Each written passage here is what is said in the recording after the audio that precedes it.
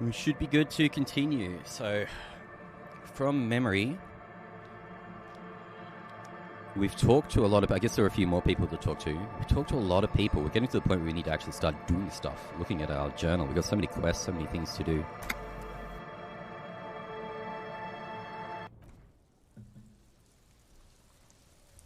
But we still haven't really looked around everywhere. Just talked to everybody at the basic level, yeah? We've got so many leads of different things to do. That I guess we'll start off by talking to whoever this is. Make sure the game's nice and loud so we can hear. What's good?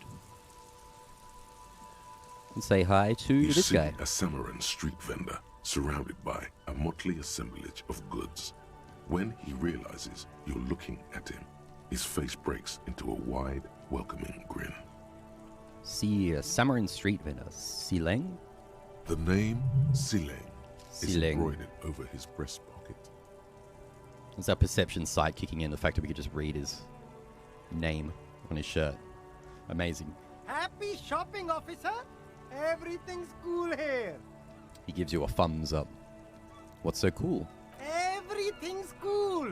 The goods are cool, the customers are cool, the place is cool. And one more thing, officer. I'm cool? You're very cool. Ah, nice. Thank you. Bang, bang, bang, bang! He makes both hands into finger pistols and fires a few finger bullets in the air. Really? You think I'm cool? Oh, yes! You got style. You got personal style. You know what you like. He surveys his consumerist kingdom with an air of satisfaction. You like premium menswear. Look around and browse. Everything looks cool on a guy like you. Take your time. He settles back into the pile of boxes he's sitting on. Persuade him to give you some money? Give me money. Start with a little compliment, then work your way up from there. This is about business, remember. Hey, you seem like a really successful entrepreneur. Would you like to support a member of the local police force? Oh, okay. But why, officer? Think of it as an investment. An investment? What kind of investment?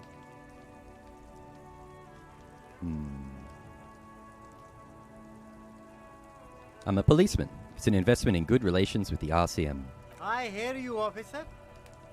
What kind of a sum are we talking about here? Let's just go small. Let's just go 5. Let's not push him. What? Only a $5? You can't even buy a pack of Royal Extras with that. Let's make this one stick, my friend. Okay, if he wants to go hard, let's go 10. Sounds like a fair deal all around.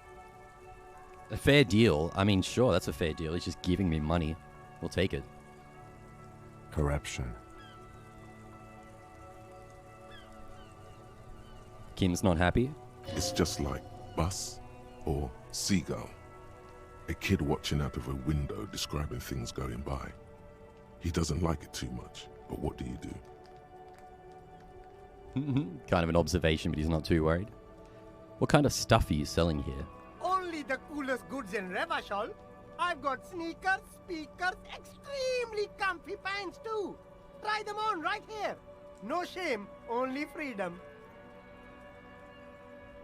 Where'd you get those comfy pants? I'm an entrepreneur, officer. I've got sources, buyers, suppliers, distributors, manufacturers, wholesalers, all extremely cool and above board. Do you have a permit to sell all that? Good joke, officer. Here we don't have permits, just economic freedom. Take a look around. He takes a deep breath. You glance around the decrepit buildings, the miserable weather, the sidewalks strewn with sunflower seeds and a dust-choked air. It's beautiful. Beautiful freedom. Kim, is it true he doesn't need a permit to sell? It is, yes. Anyone can set up their shop whenever they feel like it. That's right. No permits, no bureaucracy. That's why this city and its law officials are so cool. But wait, but what are we doing here if there are no permits? If you wanted to be cynical about it, you could say we are here to protect the interests of property holders. I am not, however. My man, officer, you make all this possible. Without you, this climate would be extremely bad for business. You're part of the Gossamer State. Part of the Gossamer State. Gossamer is a fine, filmy substance consisting of cobwebs spun by small spiders, seen especially in autumn. It's safe to say he's referring to the near absence of regulations. A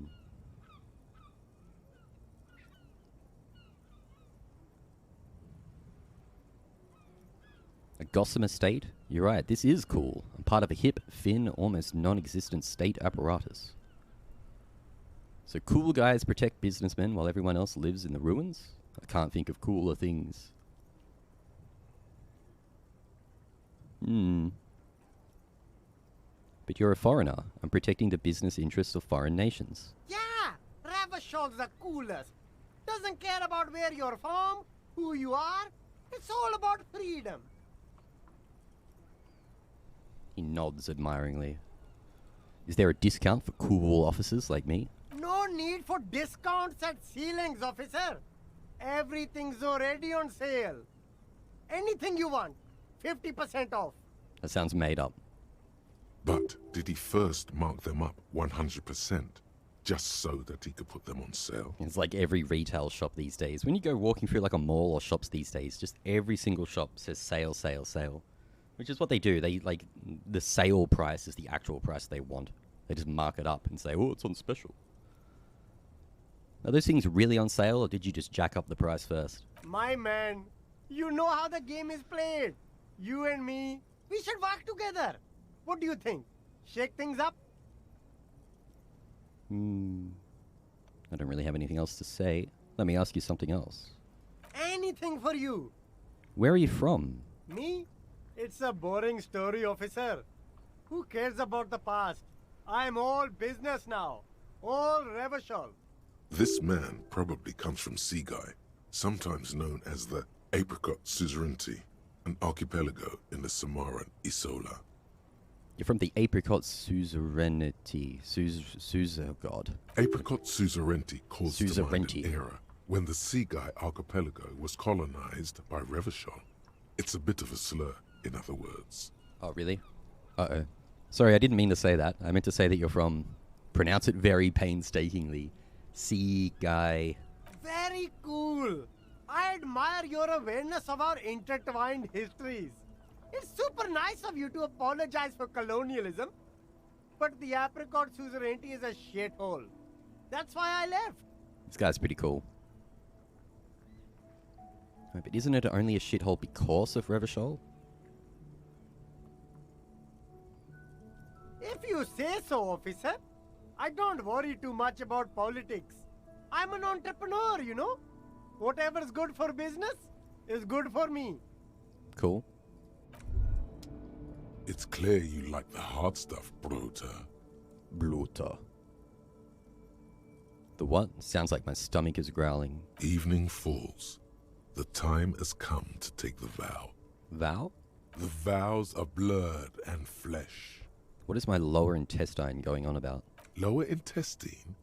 The term is metabolic and circulatory system. Okay, but what's the hard stuff? Fascism, Brota.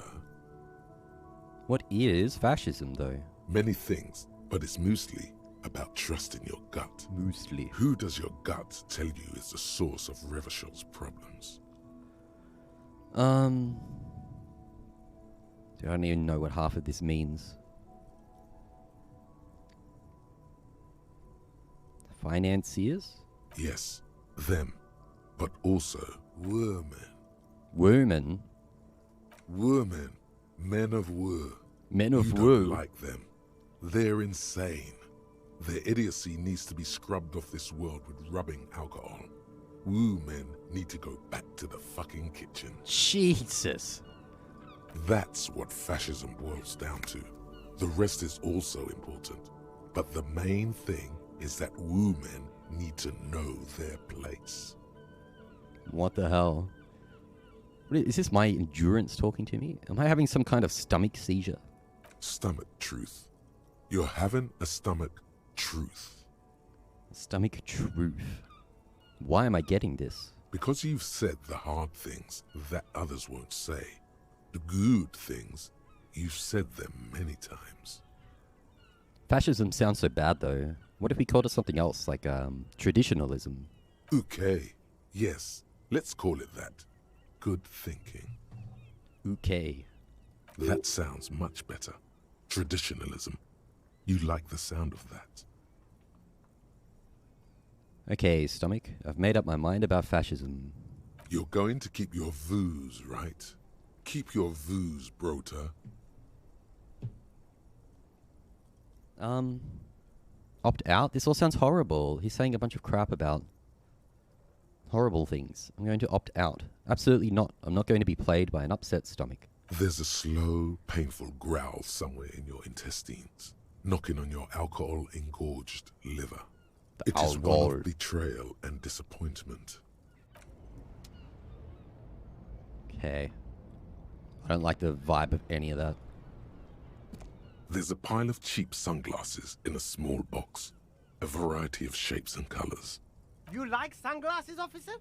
I've got the latest styles right here. The vendor takes a pair of sunglasses and sticks them under your nose. You try the shades on. Abort. These are hideous. What's more, they don't even fit your face. You can feel them pinching your nose and chafing against your brow. Damn, officer! You look like a mega secret spy. Very secret. They're practically made for you. I'll let you have them for 2 real and 50 cents. No, you are definitely not buying those. Yeah, I'm probably not going to buy them. Are you sure? But they look so good on you. You should think this through, officer. I have no idea if I need these. They're not very expensive, but I don't know if I just want to go buying random clothing right now. We'll rummage through the box. These are all boring. Boring third-rate ho-hum sunglasses made of cheap Syrahese plastic. The kind of plastic that melts in the sun. Those UV stickers are almost certainly just there for the show. If anything, these lenses probably direct more UV light into your pupils. A UV magnifier. That's not good. These are all first-rate sunglasses. Premium design, super material, very cool. UV resistant. These will definitely keep your eyes safe and cool while doing your dangerous police work. So we've got a 58% chance. Conceptualization. Try again. Maybe you can find some interesting sunglasses in the box. Cool. I see a pair of water blue shades. The writing on the left temple says Sub-Insulindic Rendezvous. The frame appears to be hand-carved out of bone. Oh, very interesting choice, officer. Very high culture. For the first time, the street vendor's voice trails off as he watches you inspect the glasses. This is how a sea monster sees the world. You've become a sea monster. Giant, hidden, and strangely tender at heart. All is blue. Yes, but they also make your soul quiver like jello. So deep. Wow, officer. You look so cool. The street vendor has picked up his pace again as you observe the world through deep sea tinted lenses. And they can be yours for a mere 3 real. My regular customers have passed them all up because they've got no taste. But you found them. Kim, what about these? The lieutenant tilts his head and steps back, eyes narrowed in a thorough examination. It's a case to him. You look like a musician. Like a blind musician. But you could do worse. Take them if you want. Should we get the cool sunglasses? We had the roll for them. They must be useful. +1 Inland Empire. God, I got no idea what half this means. A man who knows his style. Much respect. We got some glasses, I guess.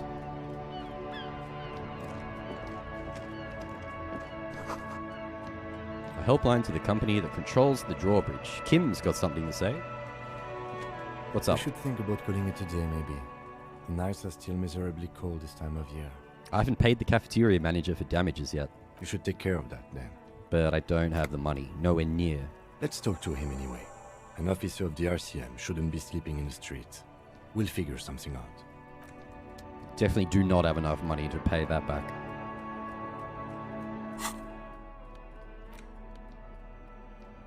This is a -1 to perception though. Just walking around with this stuff on. Wasn't there something I needed? Oh god, that's okay. I haven't been thinking about this. We tried to do something with that Savoy affair or whatever before while I was rocking these pants. Probably should have. I've got a bunch of minus on that, don't I? We're -2.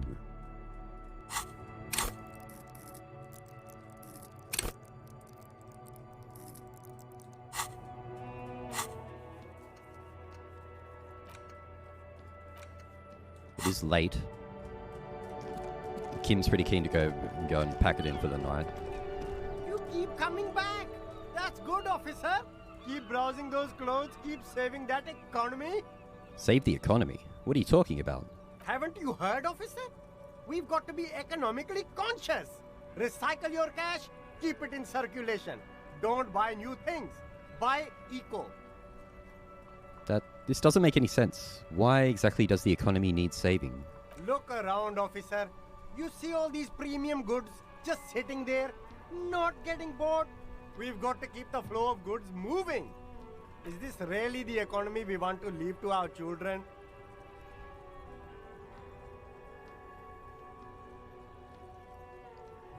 But I don't have children, I think. It's just nature. Powerful economies expand, weak economies go extinct. I can't go extinct, officer. I've got kids to feed. Once an economy goes extinct, it messes up the whole ecosystem. You got to think about the consequences. Let's browse through the box. You find your hands deep in tattered and faded garments made from weird polyester blends that make your body itch and sweat in all the wrong places. Economical, but also trendy. Look firsthand, buy secondhand. Keep the economy moving. So composure 3, 58%. When I'm doing these rolls, I guess I might be stuck. I can't just like quickly change clothes, can I? My composure's +1 already. You keep coming back. That's good, officer. No good. All you can come up with are some treated wool pants. You can tell they're too tight around your thighs and too loose around the waist. Touch them. They itch like hell. Like an itch pit in hell. An itch pit in hell. All natural That sounds materials, unpleasant. see? Real wool, 100% skin friendly.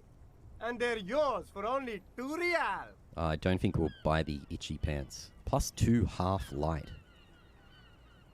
We don't have enough money to just be buying random things, hoping that they'll become useful at some point. We're poor. Sewer?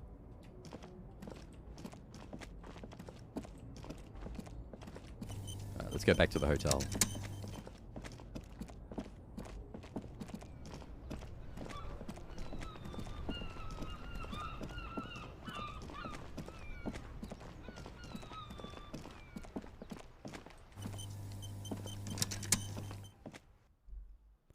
So we're too poor to pay off all the damages and what we owe in this hotel for our room. This guy's not going to be too happy. Can I help you? So about that money I owe, Yes. Have you got it? I was wondering if we could come to some sort of arrangement for tonight. Does that arrangement include you paying me what we already agreed you owe me? It's cold out. I'll freeze to death because I'm losing the stupid money game. I mean, it's true. If I freeze to death or die out there, then he's not going to get any money, is he? Game? Everything is just a game to you, isn't it?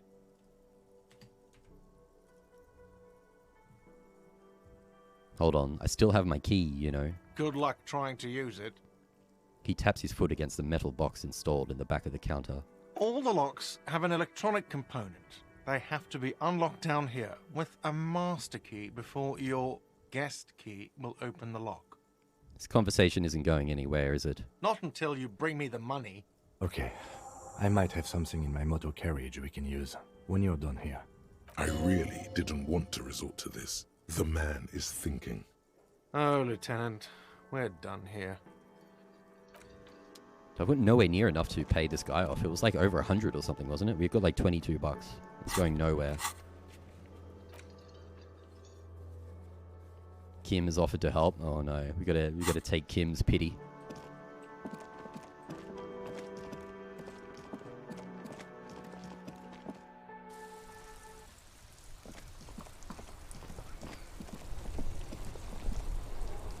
Inside, you see a set of steering levers, a radio microphone, a pull-out toolbox, and the soft glow of the fuel preheater gauge. I have something here we could sell.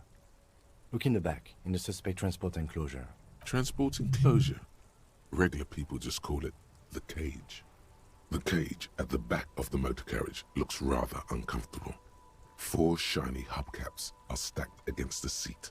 Their silver edges sparkle in the dark. I confiscated these 4 a little while back. We can take them to the pawn shop down by the Martinez Canal. What are those things? There are spinner hubcaps, frivolous things you put on your wheels. When the wheels come to a stop, the caps keep on spinning. There's no real use for them, it's just for vanity. What do you mean you confiscated them? A couple of weeks ago, I stopped a young man for going slower than the speed of traffic. Turns out he was some coalition official's son and high. So you took his spinners? Mm-hmm. I took them and arrested him for driving under the influence. Isn't that corruption? I don't know. Is it? I was going to take them into evidence, but they weren't necessary for conviction. He never asked for them back. Did you want to put these spinners on your machine? No, that would be silly. I just... No, he totally I don't know does. why I kept them. It doesn't matter. I couldn't put them on this MC anyway. A cop with spinners. That would be outrageous. Yes, outrageously cool. He flashes a smile, barely Oh, he visible totally in wanted the to ride dark. spinners. It's like that song. I am riding spinners. I'm sorry you have to sell them because of me. As I said, they are useless anyway. I should have remembered I have these earlier. But thank you. You said something about a pawn shop? Yes, there's one 100 meters south of here. I think it's called Roy's Nest or something. If I'm not mistaken, it should be open late. Items that can be pawned at Bird's Nest Roy's appear in your inventory under the Items tab. You can pawn these items when talking to Roy. I think we should just take them. I don't know how else we're going to get that much money. And it'd be good to pack it in. It's getting late. I feel like this is the bad way out. If we didn't get our money in the first day together, which we were nowhere near, we might just take his spinners for now. I'm sorry, The Kim. lieutenant nods as you take the spinners.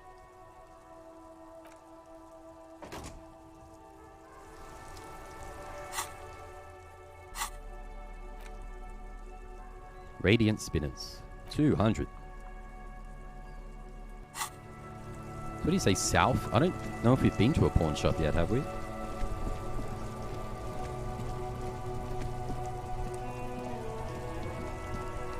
Sort of where we were headed next.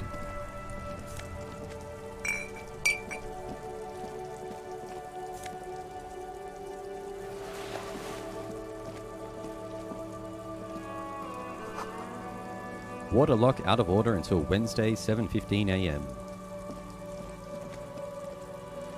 A couple of indicator lights are missing from this control panel.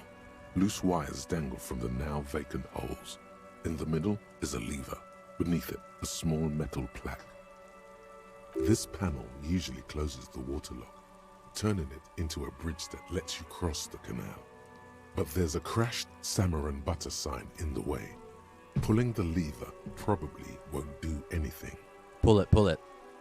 You pull the lever all the way up until the metal clicks against the contact pins. You hear a soft clunk. Then,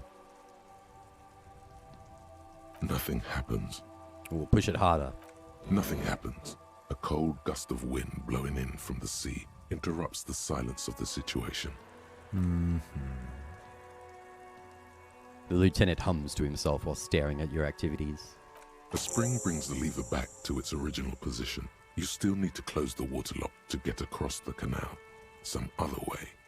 Wasn't there a sign over there saying functionality will be restored on Wednesday morning? What if we pull it again? You pull the lever all the way up until the metal clicks against the contact pins. You hear a soft clunk. Then, nothing happens.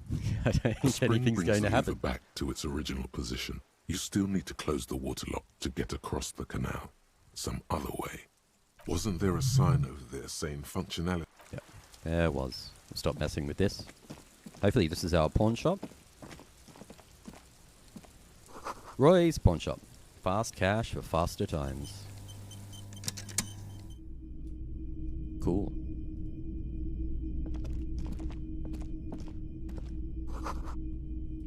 Antique cash register.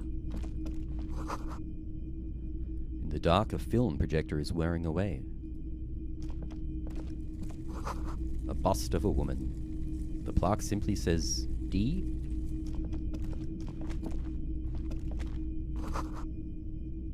Military wear, and we got more things. Should be our boy Roy. You see rows of toy soldiers guarding the rest of the trinkets displayed on the table. Some on horseback, others in rags, others yet in bright blue uniforms. All are stern and unyielding in their duty. Try to find something pretty and cool here. Then use it to win her back. Win her back? Yes. Buy something nice. A figurine. Try our interfacing. Every time, I guess I should look at my clothes now. So what's it? 58% interfacing.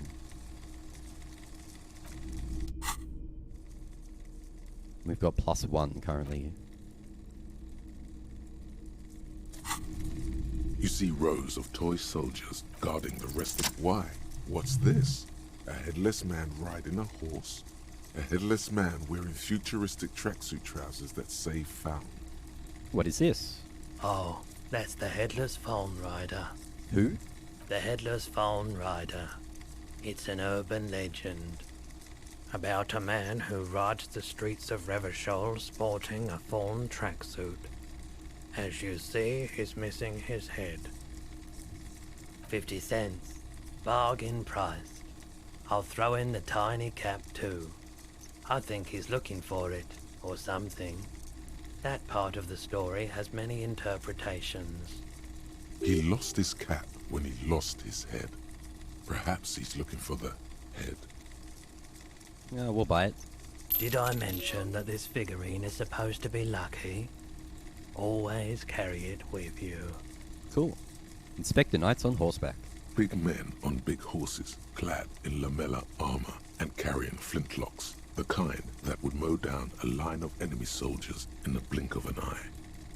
These are some kind of cavalry, right? Mm-hmm.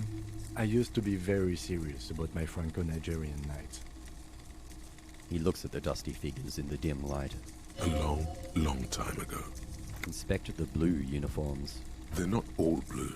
These figurines also wear gold coats and caps, complemented by orange trousers. They are variously posed, wielding swords and rifles with bayonets. Wait, this looks like Rene, the old guy who was playing Petanque. This is what the loyalists looked like, yes, at first. Then they wised up and got camouflage. What exactly are these? Which ones? Ah, royalist soldiers from the time of the Revolution. The uniforms are painted a bit too brightly, I suppose. Inspect the figurines in rags. This set of soldiers isn't meant to look impressive.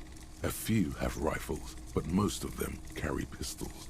Some even shovels and tall sticks. Are these even soldiers? You're probably talking about the revolutionaries, yes? Yes, they are soldiers, revolutionary soldiers. I think their poverty has been exaggerated for effect. When you place them next to the royalists, it doesn't seem like they could possibly win. It's meant to give people hope. Even we can do it. The contrast is meant to be disheartening, as it ought to be. It is impossible to win against the cohorts of capital. Ask my friend Gart, whose bitch it made me. What? I wish it was more nuanced. What should we say? It's meant to give people hope? Maybe. Maybe.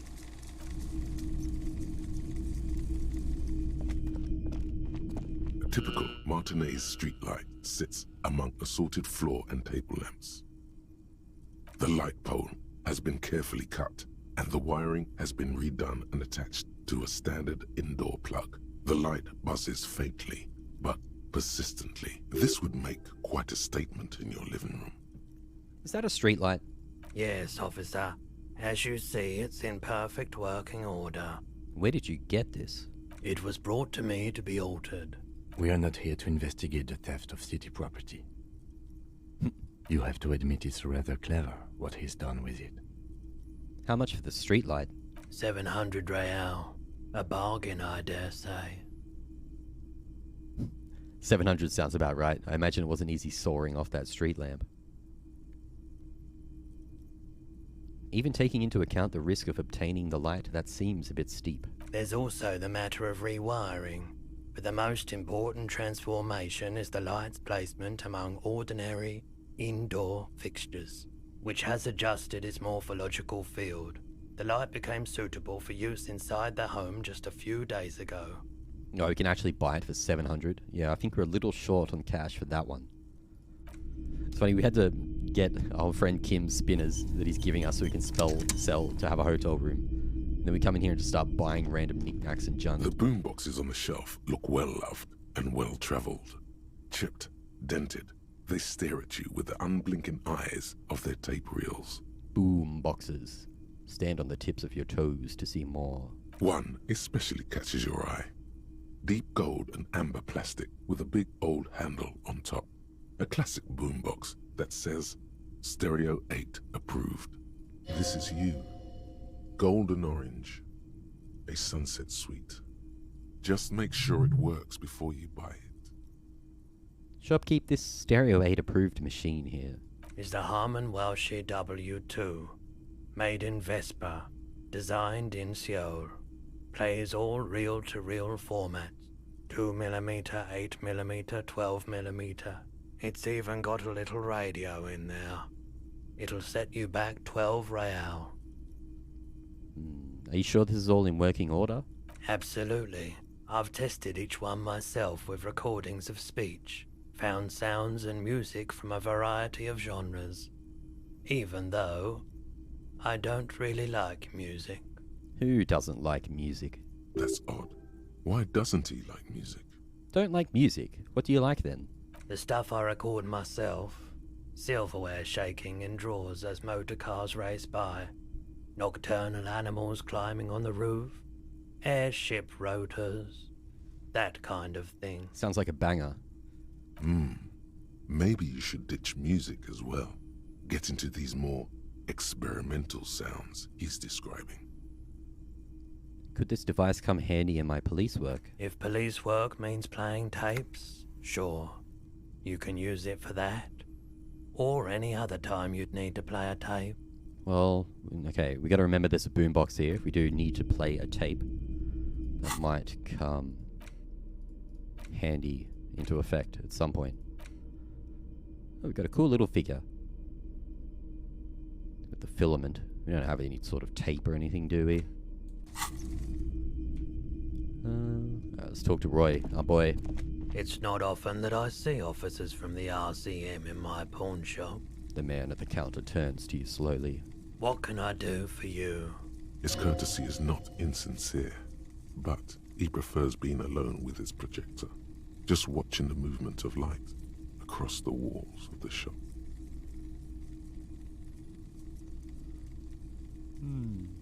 Now that the RCM is here, tell me, have you had any trouble lately? I haven't had any problems myself, though some of my customers have complained about inconsistent law enforcement. Who are your customers usually? All kinds of people come through here. Locals, travelers, people looking for a deal, people looking for a keepsake, people who are terminally bored. As you can see, I have a wide selection of goods for everyone to choose from. Quite the collection. I may have something to add to it. I guess that's how we sell our spinners. Look around. Typical vacuous consumerist objects. Honestly, I think some of your selections are more tasteful than others. This business plan is all over the place. You should specialize, zoom in, recapitalize. I should go with one. It keeps me entertained. His attention is drawn once more to the play of light and shadow on the walls behind you.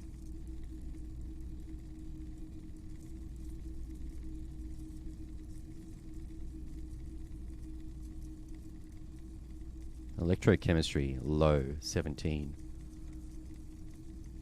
Electrochemistry.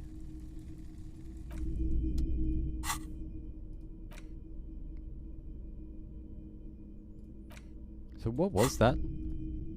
Greetings on this fine night. What Lost brings it you now. here? You do know that it's not really a fine night. The weather is terrible. Is it? Spring is capricious, yes. How come you're still open? The pawn shop is always open. So 28%. Plus one, Roy doesn't really sleep. 28%. I switcheroo the gloves. Greetings on this fine night. 42%. What Wow, that's a brings you big here? difference. Jeez, so okay, we got to mess with that for more. And whatever we've been trying to do earlier, all right, that changes things a bit. That makes a big difference with these clothes. I guess you can get a check, go back and change my gloves, and suddenly we're a lot more convincing with these gloves on. And it's interesting because, and these can change as well based on the conversation you have with the person. So maybe we should ask if you can aid our investigation. It's at 42. What if even is this? Is Roy high? And if yes, then what is he on? Why do we even want to push this? Do we want to push that question? Or will it just annoy him anyway?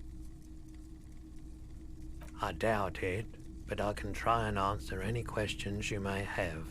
Know anything about the recent hanging? I do my best to keep my distance from all manner of butchery. Bad for business, bad for everyone. He doesn't know anything. Think you could help me get a corpse out of a tree? The corpse behind the hostel, I assume. I don't have a truck with a mounted platform or anything of that sort myself. Ask around the harbour. There might be some workers there who'd be willing to help.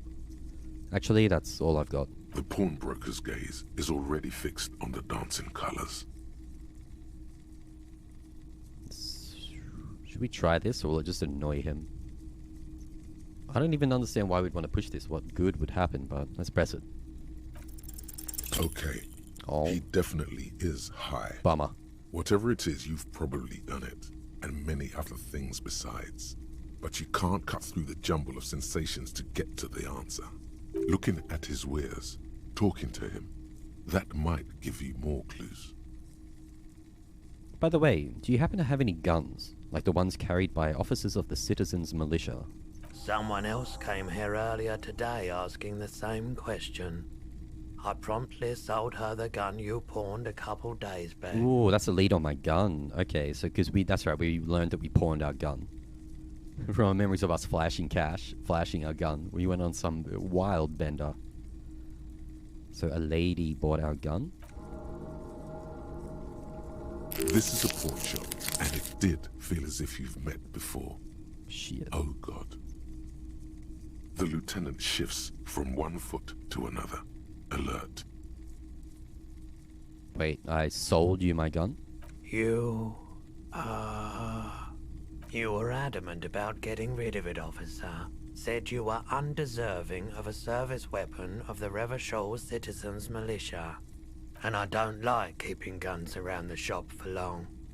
Off the charts photon emissions. The unhealthy kind. Was the buyer a policeman too? She didn't seem like a policeman. Although she kept referring to herself as a pig. Which was odd. I found her interest in the gun a bit obsessive. But I was just happy to get rid of it. And of her. Truth be told, she was terrifying. Right, so let me get this right. You sold your sidearm, issued by the citizens' militia, and now a civilian is running around the streets of Martinez with it? Maybe. I don't like it either. What if she intends to commit a crime and blame it on the citizens' militia? You're right that she could cast aspersions on the force. We have to find her. Yeah, that's not good. Any idea where I can find this buyer? My apologies, officer, but I have no idea where she was coming from or where she went. A needle in a haystack. There is nothing you can do about it now. You'll just have to hope you luck upon her somehow. Well, at least now I know how I lost my sidearm. Of course. There's something I'd like to sell. Yes, we'd like to sell these hubcaps. Roy takes the hubcaps from the lieutenant and inspects them. The spinners appear iridescent in the dancing light of his pawn shop. Yes, these are very, very good. Did you defraud some foreign prince for them? Jump-a-mesque banger? No matter. I'll give you 200 real. No one was defrauded or jumped, I assure you. Of course. I meant no offense. 200 real for you, officer. Delightful doing business with you. Do come again. Thank you. Cool. Here's the 130 real you need for your bill. Do not waste it. He didn't give us the whole 200, I guess fair. The rest is for him, to compensate for the pain of being separated from his radiant spinners. Anything else you're thinking of selling? Do we want to just go flashing this corpse photo at everyone? Oh, no. I don't like those kinds of objects. No sale. He thinks we're trying to sell it to him. Do you know what the tattoos mean? Aphotic paths, counter-radiance networks, anti-magnetism. It's darkness. That's all I know. Sell me something lighter. You have absolutely no idea what aphotic paths are, but the tattoos on the man are not that. I'd like to sell my clothes. I'm not purchasing any more clothing at the moment. He looks you up and down quickly. I'll check my pockets. Anything else you're thinking of selling? Oh, there's all sorts of stuff we can sell here. It's all worth nothing. We could sell the lieutenant's handkerchief.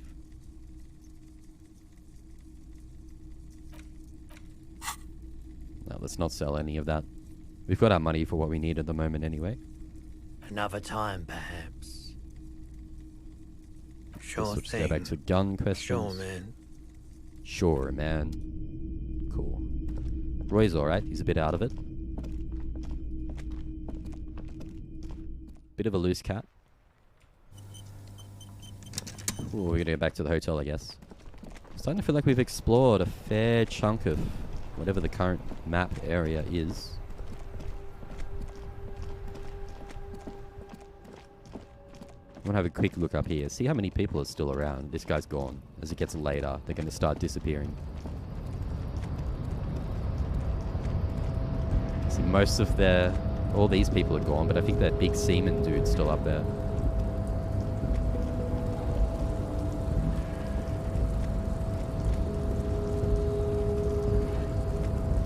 Does this dude ever sleep? He's just gonna stand there the whole time, isn't he?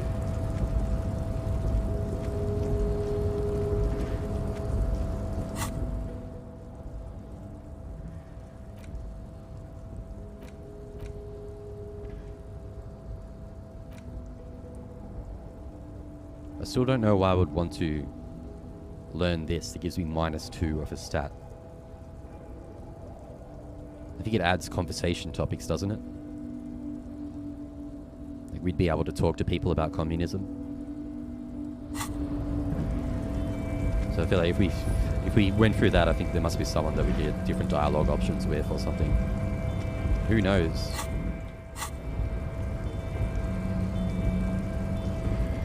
Please go downstairs. Dude.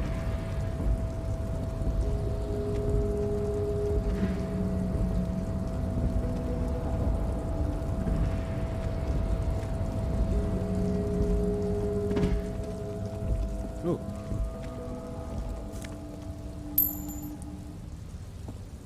lorry stuck in the traffic jam.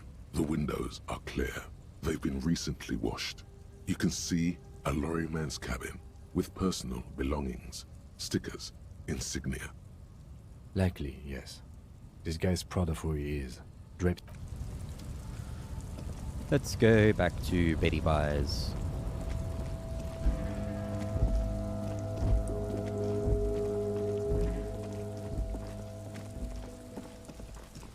They're all whirling in rags.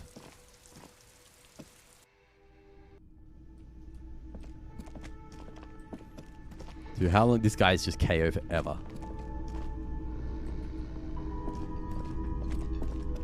Alright, here's your damn money then. Can I help you? Yes. Have you got it? Well?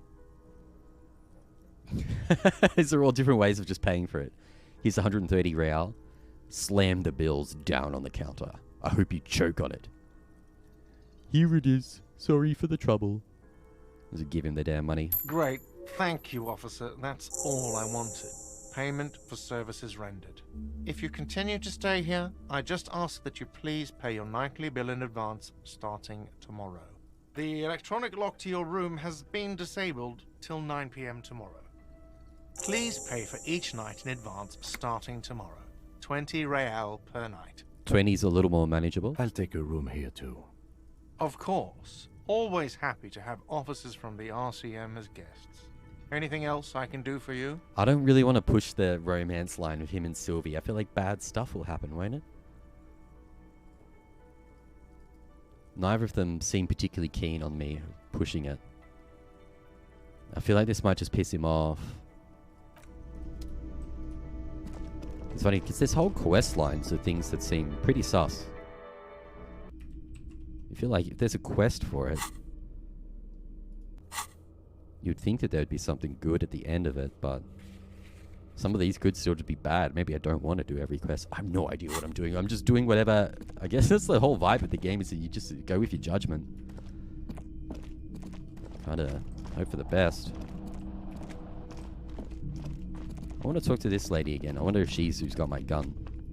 The door is closed. Still, the lieutenant gives you a... She's not there. I wonder if she's got my gun. Back This to here. is the door to the room you redecorated. Do I want to say goodnight? Because I need to debrief. Or am I stuck here now? I can't leave. Just a moment. You had some questions earlier, I believe. And besides, we should discuss our progress on the investigation. Let's go out to the balcony. We have to debrief.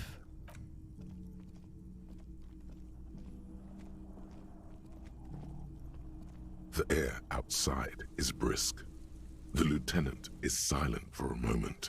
He listens to the traffic hum. Then, Risk. Where shall we begin?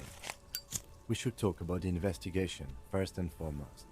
But I also remember you wanting to discuss the RCM? I didn't know you smoked, Kim. I have a cigarette every night when I go over my notes. It's something of a ritual. oh man, he looks so devastatingly cool with that cigarette. I think I might want to pick up smoking. Do you have any more cigarettes? How did you get so cool, Kim?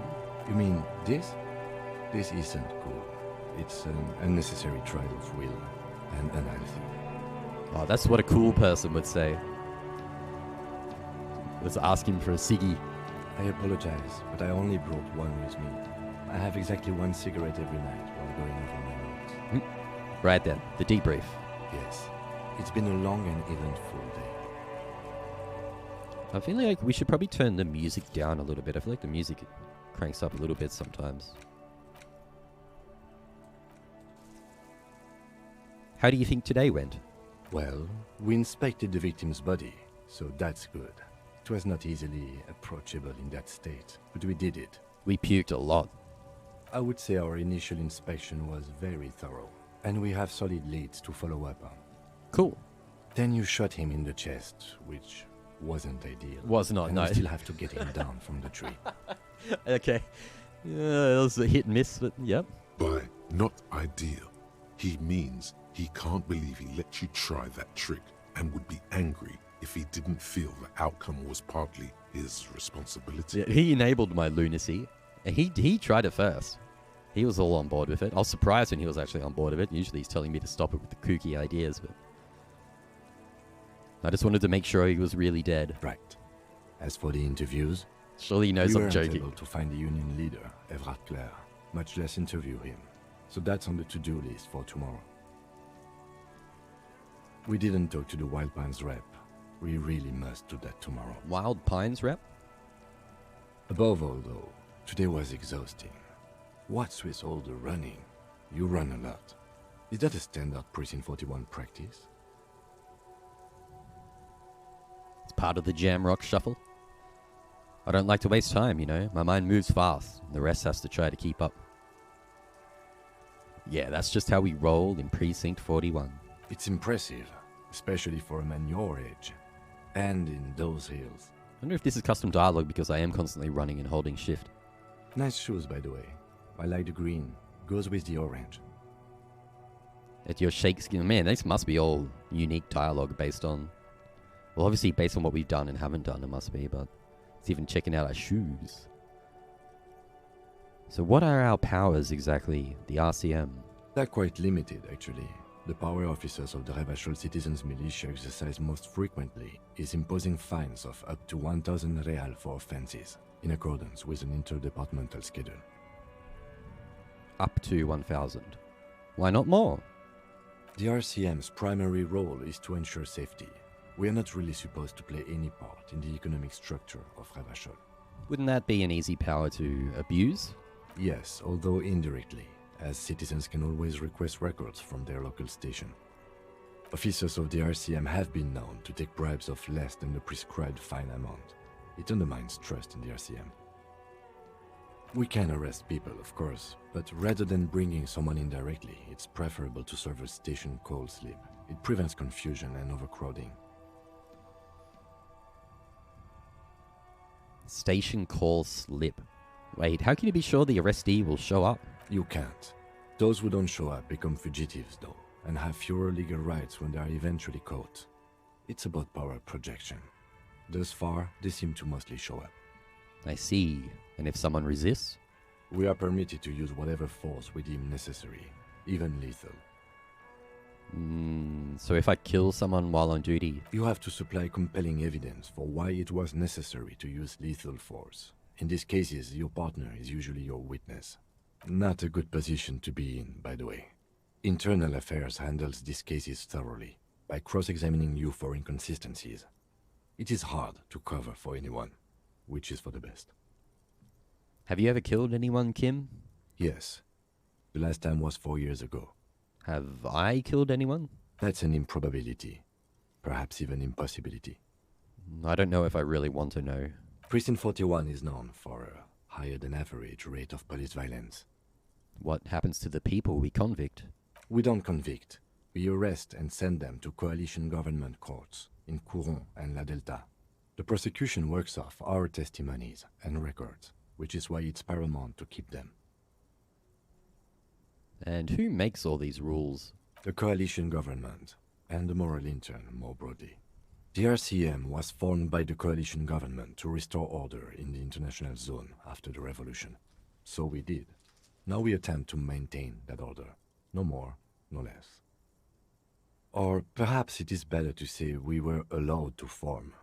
It's a point of contention whether the citizens of Revachol or the coalition government founded the RCM.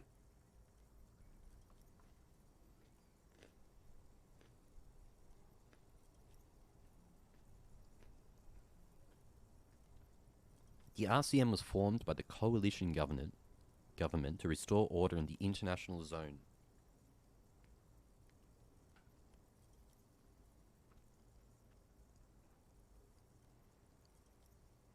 Let's say it was the citizens of Revachol.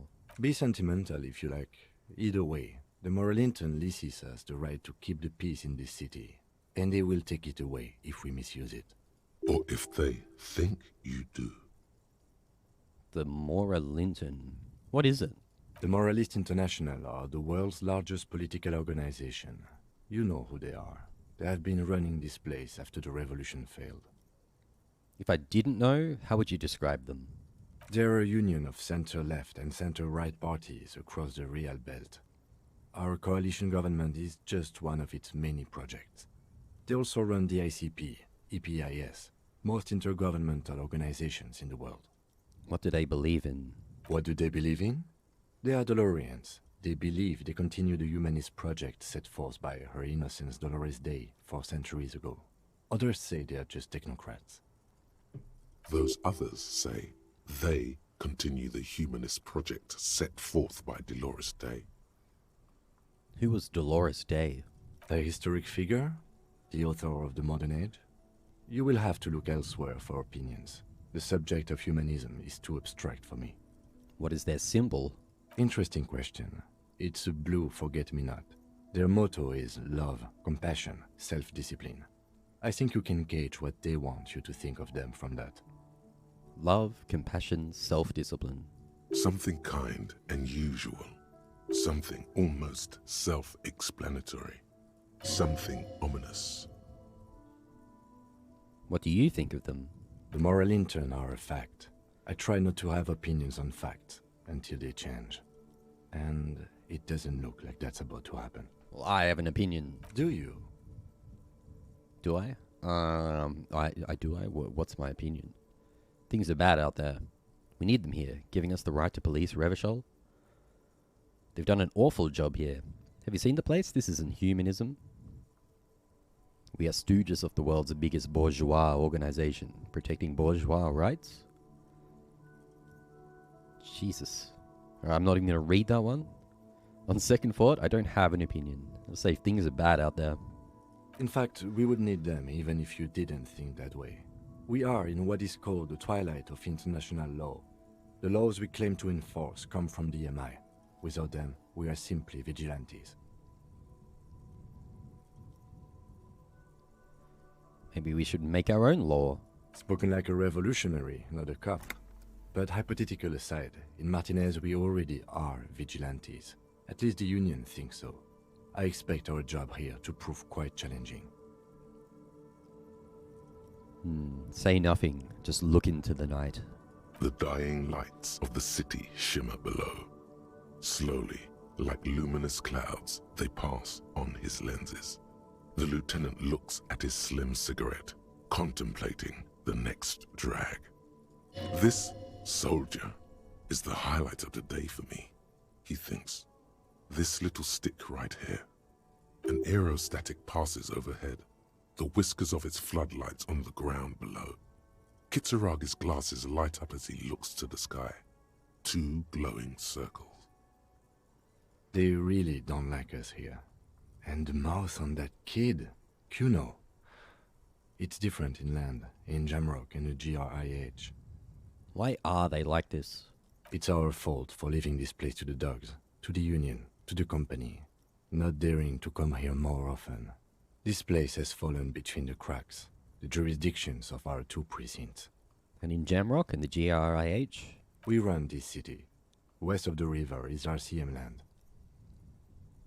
He looks at the dark silhouette of the equestrian monument cutting into the night sky. It's incredibly hard. Human beings are... But we are in control, and it's worth it. The organization works. Our systems work. If they didn't, the city would disintegrate. I hope our investigation will help improve the situation here, at least do some good. Me too. But I wouldn't count on any drastic changes in our lifetimes. I think we're all done. Thank you for this. Yeah, it's getting very cold now. Let's go.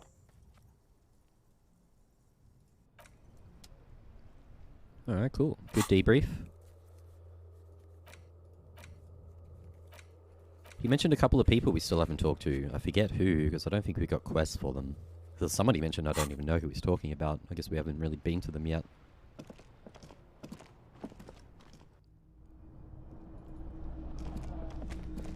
Oh, we just pack it in for the night then? That must be his room. If we go out and get into some trouble, see you in the morning.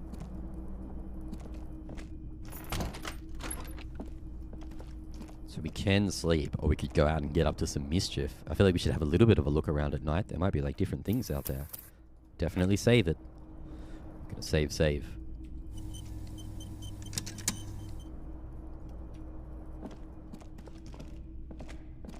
A mirror hangs on the bathroom wall. In it, your face, adorned with the expression. Use your chain cutters to fix the faucet. Stop steam from fogging up the mirror. The chain cutters, huh? This is a little tedious how you're in the A dialogue. mirror hangs on the bathroom wall. In You it, can't do it. your face, adorned with the expression. I guess you'd be limited to how much you can have in your hands, but why isn't there not just sort of the option, just equip it now? Just equip it now. Instead of having to leave the conversation, go into inventory, find the thing, put it in my hand, go back. A mirror hangs on the bathroom wall. Woof. In it, your face, adorned with the expression. Still very low. 17% interfacing.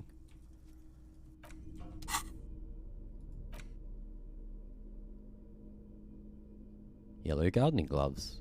Plus interfacing.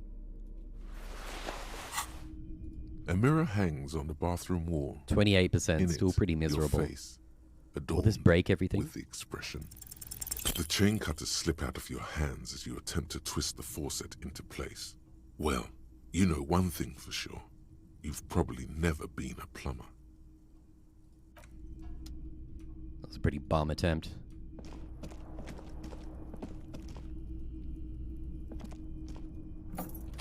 Hey, yeah, Pants. It's nighttime now, Pants. It is 11:23, and we're going to go walking outside and see if we can get into some trouble.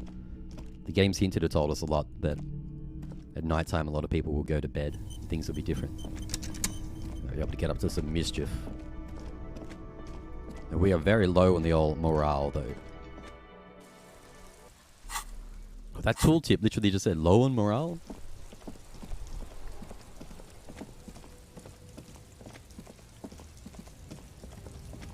This is closed now.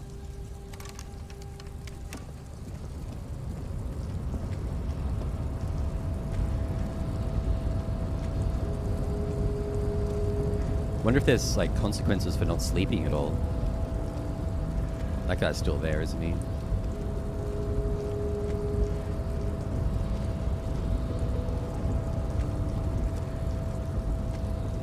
Aren't we all?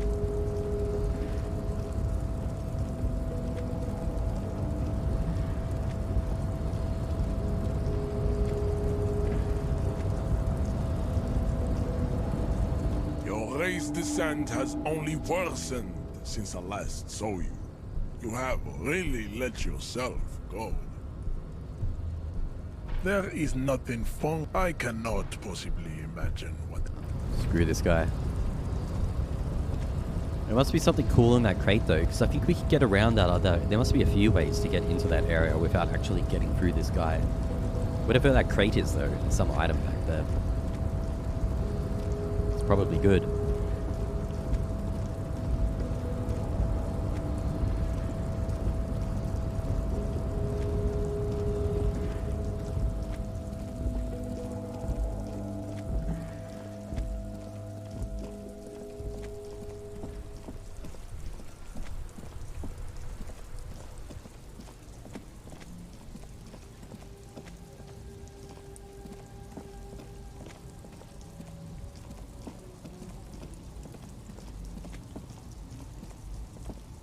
An old monument stands in the middle of the traffic. Being about that's that leader who blew all the cash, wasn't it? Spoken to you? The woman still has her eyes fixed on the photograph in her hands. In the background, the radio plays. Grandma? Nothing. Her smile just keeps.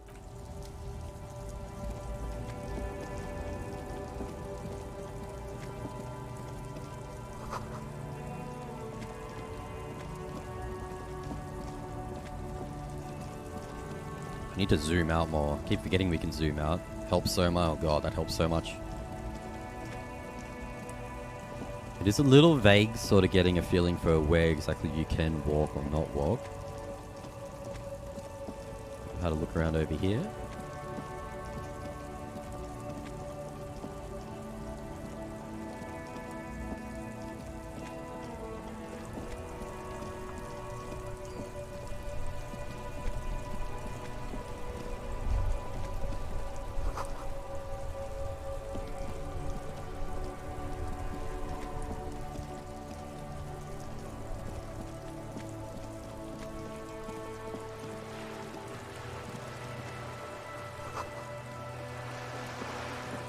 don't think I've actually been down in this spot and talked to this guy. I sort of skipped past here. The distant squall of seabirds. Better watch your mouth around me, boy.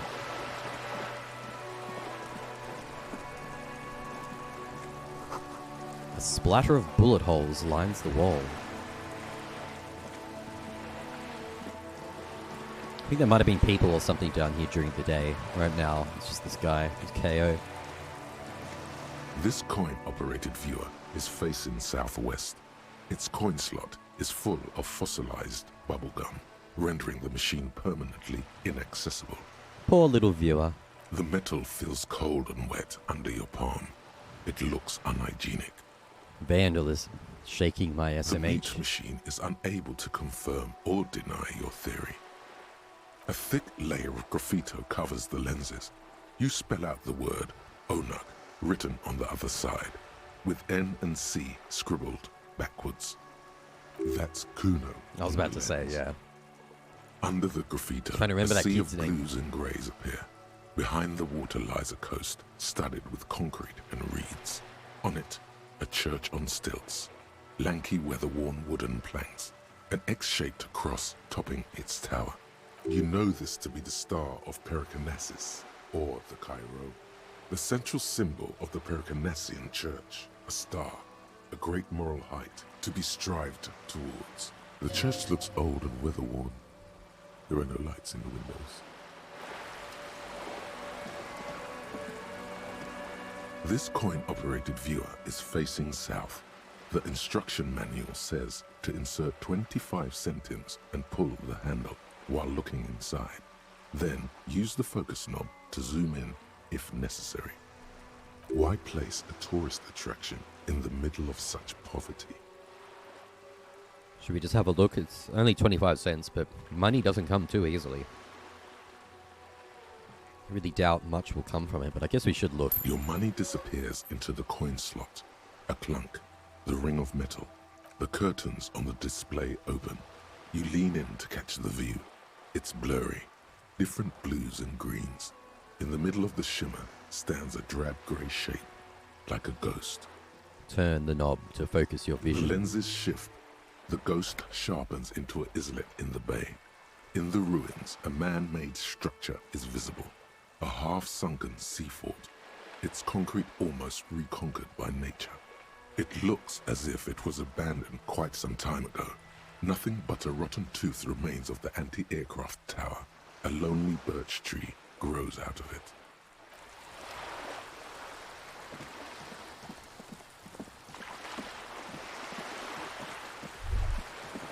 Whoa, what have we here? A bridge? A bridge with loose nails and rot-infested wood that creaks in the wind. A construction code violation if there ever was one. That looks very sus. Guess I'll have to take my chances. Guess so. Just be careful out there. One false step could cost you dearly. That's scary. What happens if I just click over here?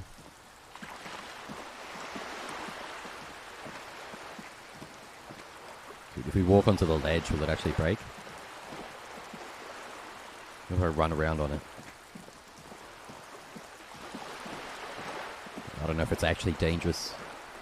We haven't really explored up here much at all. We should probably come here tomorrow in the daytime. I was just going to see if we could get up to any trouble at night. And even if we can, I don't know if I want to go around robbing people and stuff. We should probably play good cop. I bet I could get back into this store now, though, at night time.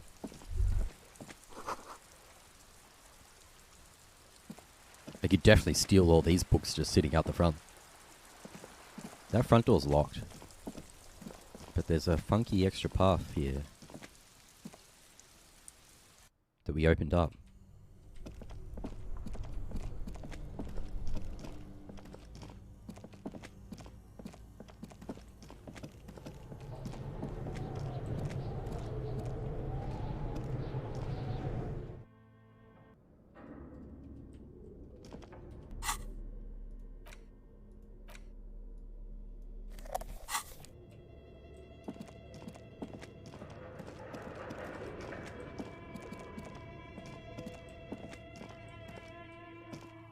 Does she have anything new to say? She's still working at 11:30 at night?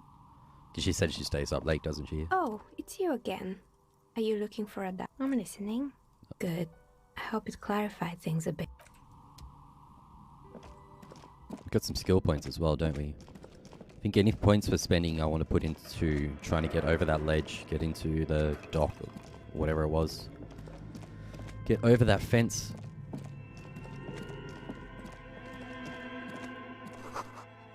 Oh, she did close it from the other side? Bummer. I wanted to go in and rob her.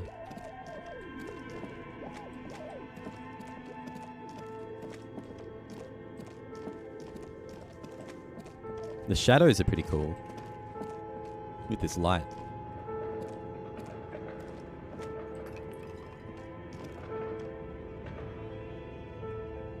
The shadows are cool as I move the light around. That's a nice touch.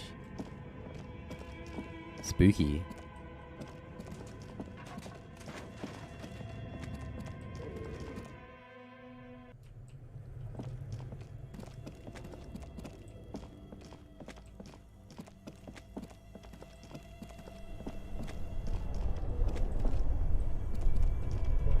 Yeah, nothing. Alright, let's just go to bed.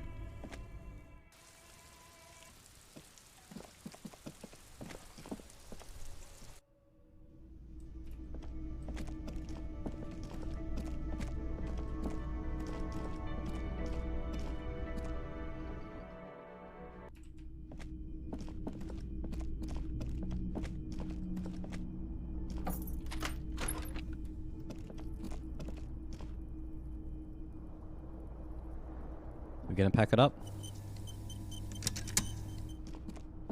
The bed is cold and not particularly inviting, but it's yours. The sheets look awful. The sheets feel at once coarse and clammy against your skin. The bed sags beneath your weight as you stretch out and finally close your eyes. And then sleep doesn't come. But I want to sleep. Obviously, you're in bed with your eyes closed, but it's not happening. Maybe it's the bed's fault. We can check the pillow. Its synthetic filling has separated into hard lumps. The pillowcase smells oddly. It barely covers your toes, stretching over your soft belly. This is your body here, intimate and warm, breathing. Under your thrumming eyelids, you see a dizzying array of colors. You won't get off this carousel quite so easily. Roll over. It's a little better. Colors, scenes, and half-formed phrases still litter your mind. Part of you is still trying to solve the case, isn't it? Yeah, I'm definitely liking it so far. I'm like, it really is like a visual novel though. This thing is like a book. Like it's just dialogue, and this is it, constantly just dialogue. In terms of the actual game and pressing buttons and playing a video game, we haven't done a lot so far. It's like a choose-your-own-adventure book in a visual novel form. That's the best way I'd describe it. But it is very well written. And like time happens to go quickly while I'm doing this. Like I was checked the time before, and I can't believe it. It's been streaming for almost 90 minutes already. So like it's very immersive. For a book, for basically a book in a game. Fortunately, the writing is really good. Something to do with, what was it that the lieutenant said? Union? And it's gone again. Your thoughts lost between the slowing brain waves. But I wouldn't mind maybe like for some things to happen. If you're in the 10 hours we've been playing, not like a lot has happened. There's a murder, you're a cop, and we're going around investigating and talking to people. That's pretty much it. Nothing is sort of like, hasn't been any like, whoa, what a shocking thing that just happened in the story. Your breathing steadies. A great silence washes over you until your eyelids twitch in your sleep. That's us. And images start forming.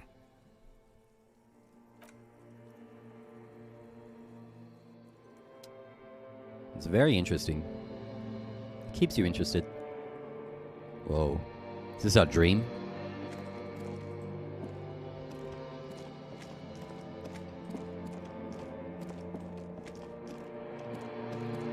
Having some sort of Twin Peaks style dream. Oh, look at the disco ball. Oh, it's me. Do you remember the scent of your childhood? What? I was born in a hospital where people usually go to die. That's grim. What is this? Just say, I remember nothing. Do you remember your wife's hand on your face? You said, who? Do you remember the warmth of her thighs, between her legs and in her mouth? God. I left. Oh no, Funky baby, you stay. Funky baby. It was the rest of it that left. Or you just stood there, with one hand on the bottle and the other on your dick, watching it go. It's very adult as well. Tell me, where are your friends? Human beings have friends, Harry boy. Where the hell are yours? You're my friend. I can get it all back. No, it's gone. 3 times gone and never coming back. You failed. You failed me. You failed Elysium. What is Elysium?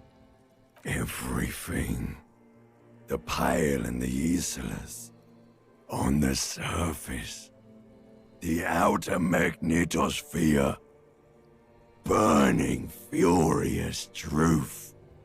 8,000 years of written history. You really dropped the ball, Harry. 4.6 billion people. And you failed every single one of them. You really fucked up. I also have no idea. Sometimes I do phase out a little bit sometimes. Like, I'm listening. I'm just like just trying to process whatever the hell they're talking about. But I feel like if I was paying attention to every word, I'd still have no idea what some of these people are talking about. But I'm in a dream talking to my own dead body. I've talked to you before. No, Harry. You were just talking to yourself. That's all you ever do. Even in your dreams. And the act is wearing thin. The spots of the disco ball fade around you. You'll be back in those cold snakeskins in no time. Sweating up the bed. Stinky boy.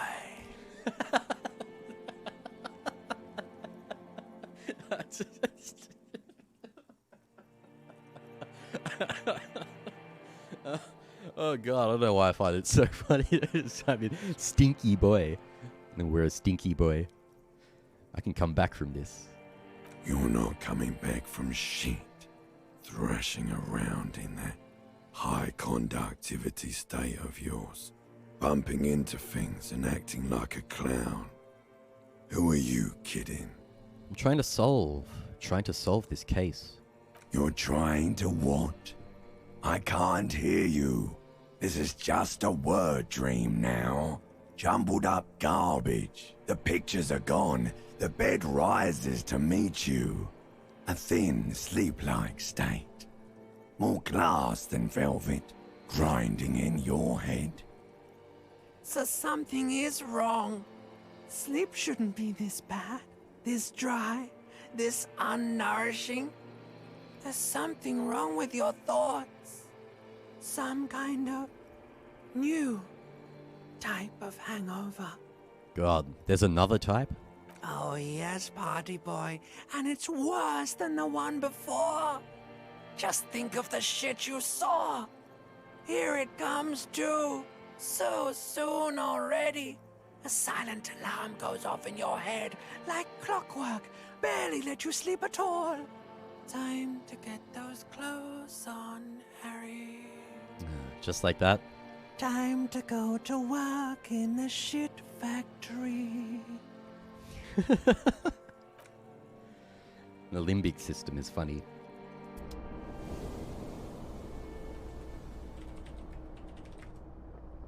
Limbic system is the part of the brain involved in our behavioral and emotional responses, especially when it comes to behaviors we need for survival, feeding, reproduction, and caring for our young, and fight or flight responses. So behavioral and emotional responses, especially when it comes to need for survival. We're learning. Good going, buddy.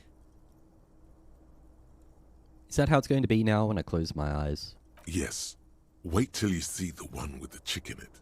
It's gonna be a good one. You feel even worse this morning than you did last night. What the hell is going on with me? You mean, why are you so tired? Too tired and down to even think? It is worrying, isn't it? You can't be a detective like this. Detectives need to be able to think. Why is this happening? It's just that your heart has finally pumped all the speed out of your system, Buster. Time to get some more. You're too weak to say no now. Waking up is the worst part. Maybe somewhere down the line you could decline. Wait, what is speed? Speed is a potent central nervous system stimulant. It kept you propped up all day yesterday, despite your debilitating hangover. How else did you think you even got up from this floor? It's power, man. It's professionalism. It makes you feel like you're young again and ready to detect. Ready to go to war against the world. So just a literal speed? I need to get more of it then. Detecting is my life. No, I can't. I can take this. I'm not going to go looking for speed. What should we do? Because I feel like, the obvious answer is we shouldn't be doing the drugs. We shouldn't be doing the booze. We should try to be clean. But if our guy's a real addict and we've got work to do and we just go cold turkey, that's possibly not good either. Should we opt in for some speed so we can do some real detective work? Or should we not look for speed? I'm leaning on opting in, to be honest. So we haven't been drinking much at all. We probably need a little bit of a bump. Of course. Martinez is speed central. You just gotta poke around. Follow your nose. We're gonna get speedy. You and Speed will be happy again. Find Speed and sniff it. Home. This time, it will be different. We have so many quests. Tuesday.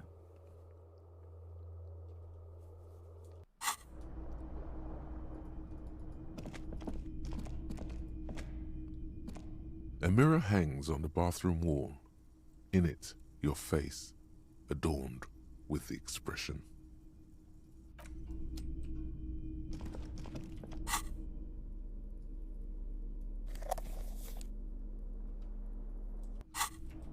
Did we ever go to that trash container at the back? I don't think we did.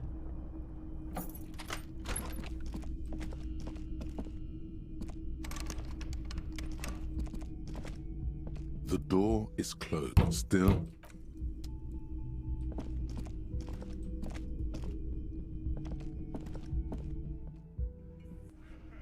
Ooh. There's a bunch of people there now.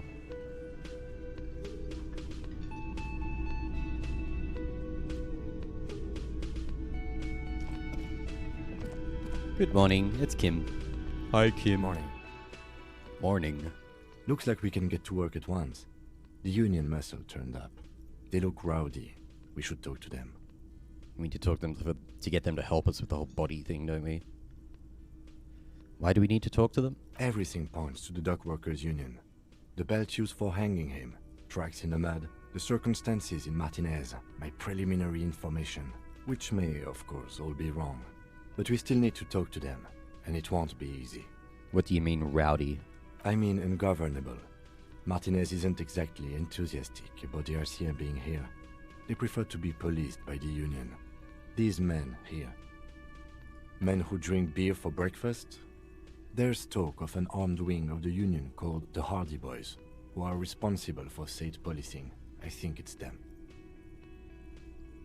Are these the men Gart told us about yesterday? I completely forgot. Sorry, I had a rough night's sleep. It's them by the looks of it. Loud and nasty, just like the manager said. One loose thread less to worry about, and one big problem to replace it. There are so many of them. Maybe we should call in for reinforcements? That would just escalate tensions. No captain would sign off on it. Solving one murder isn't worth a conflict between the RCM and the Debarders Union. In fact, even the death of 2 detectives might not warrant an all-out war. So let's keep a cool head, okay? One more thing before we do. We don't have to talk to them immediately. We can walk right past them, continue with our business. Good. A power move. Purposefully concentrate on something else first. Wouldn't mind looking in that bin out the back. But aren't you curious to know what they have to say about the murder? They're in no hurry to leave. They think they own the place. Anyway, I leave that choice to you. Whatever you decide is fine by me. We've got a few stat points, don't we? But maybe we'll hold on to them. We've got 2. We'll hold on to them until we run into some sort of thing we need to get done. And we'll see what we spend it on. We could talk to these guys. Should we just pay for our room now? You? Maybe not if we're a Got bit the poor. 20 real? Do, but... Then why are you wasting my time? This guy's such a dick. Just a moment, officer. And there's no public phones nearby? The closest phone booth is down the coast. Sorry for the inconvenience, ma'am. It's fine, I understand. Thank you anyway. Good day. Now then. Good day, ma'am. Everything alright? Please don't trouble yourself about me, sweetie. I was just hoping to make a call, but the Whirling's phone line isn't working. The union office probably has a phone, but I can't really get there or to the phone booth down the coast. And Gary's phone is dead too. What's wrong with the phone line? The manager was vague about it. Why would he be vague? This is something to look into later. Ask Gart, maybe. Lieutenant Kitsuragi, may I ask what you needed to use the phone for, madame? To let the young woman who's house-sitting for us know that we may be delayed. Morel, my husband, and our friend Gary were supposed to get back by Monday night, but they're still missing, and I haven't heard from them. I was also hoping she'd heard from Morel. Oh, forgive me for not introducing myself.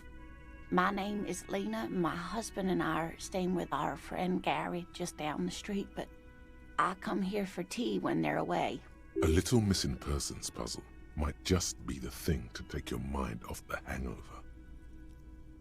Okay, I'll bite. Has your husband gone missing before? That's just it. This isn't like him at all. He always plans his expeditions so carefully. You have more important things to worry about. More important than a missing expedition? I don't know. Expeditions often lead to something interesting. What was this expedition your husband was on? Just some field work, sweetie. Morel is a highly trained scientist. He and his assistant Gary are studying an extremely rare species of insect. But they should have returned by now. They were just going down the coast across the waterlock to set a few traps. He said they'd be back on Monday. What could be keeping them? That's the water trap we did see before, that we couldn't get into yet. They said that would start opening on Wednesday, wouldn't they? The waterlock. That was broken. Yeah. Could this be it? Wait, who's this Gary person? Do you trust him? Oh, sweetie, it's nothing like that. Gary's as loyal as they come. I trust him with my husband's life any day. The waterlock to the other side of the coast is broken. They're probably just stuck over there. Oh my. What happened to the waterlock? Probably just some technical problem. Well, whatever the cause, I'm thankful. To both of you. You've spared me another sleepless night. You're welcome, ma'am. I hate to ask, but if your investigation takes you to the other side of the coast, please do keep an eye out for my husband. This will surely lead to a cryptozoological mystery with that extremely rare insect. Yes, some left-field scientific research is exactly what you need right now. Funk up that vanilla murder investigation. And if you see him, let him know Lena is waiting for him here at the Whirling. He gets so tangled up in his work that he may not know the water lock's been repaired. And it's cold out there. If I see him, I'll let you know you're here. When or if I get there. Oh, you're such a dear. Thank you, sweetie. So your husband is some kind of scientist? Oh, yes. A zoologist. A cryptozoologist, to be more precise. What is cryptozoology? It's a pseudoscience that attempts to legitimize research into mythological beasts and urban legends. The lieutenant sounds unimpressed. That's one opinion, yes. And people are entitled to their opinions. My apologies, ma'am. I did not mean to undermine your hobby. It's not a hobby, dear. It's a subfield of zoology, one specializing in animal species that are so exceedingly rare that many assume them to be extinct or even fictitious. Searching for such species called cryptids is difficult and often thankless, and frankly, many scientists are too lazy to do it. Universities these days are rarely interested in supporting real research.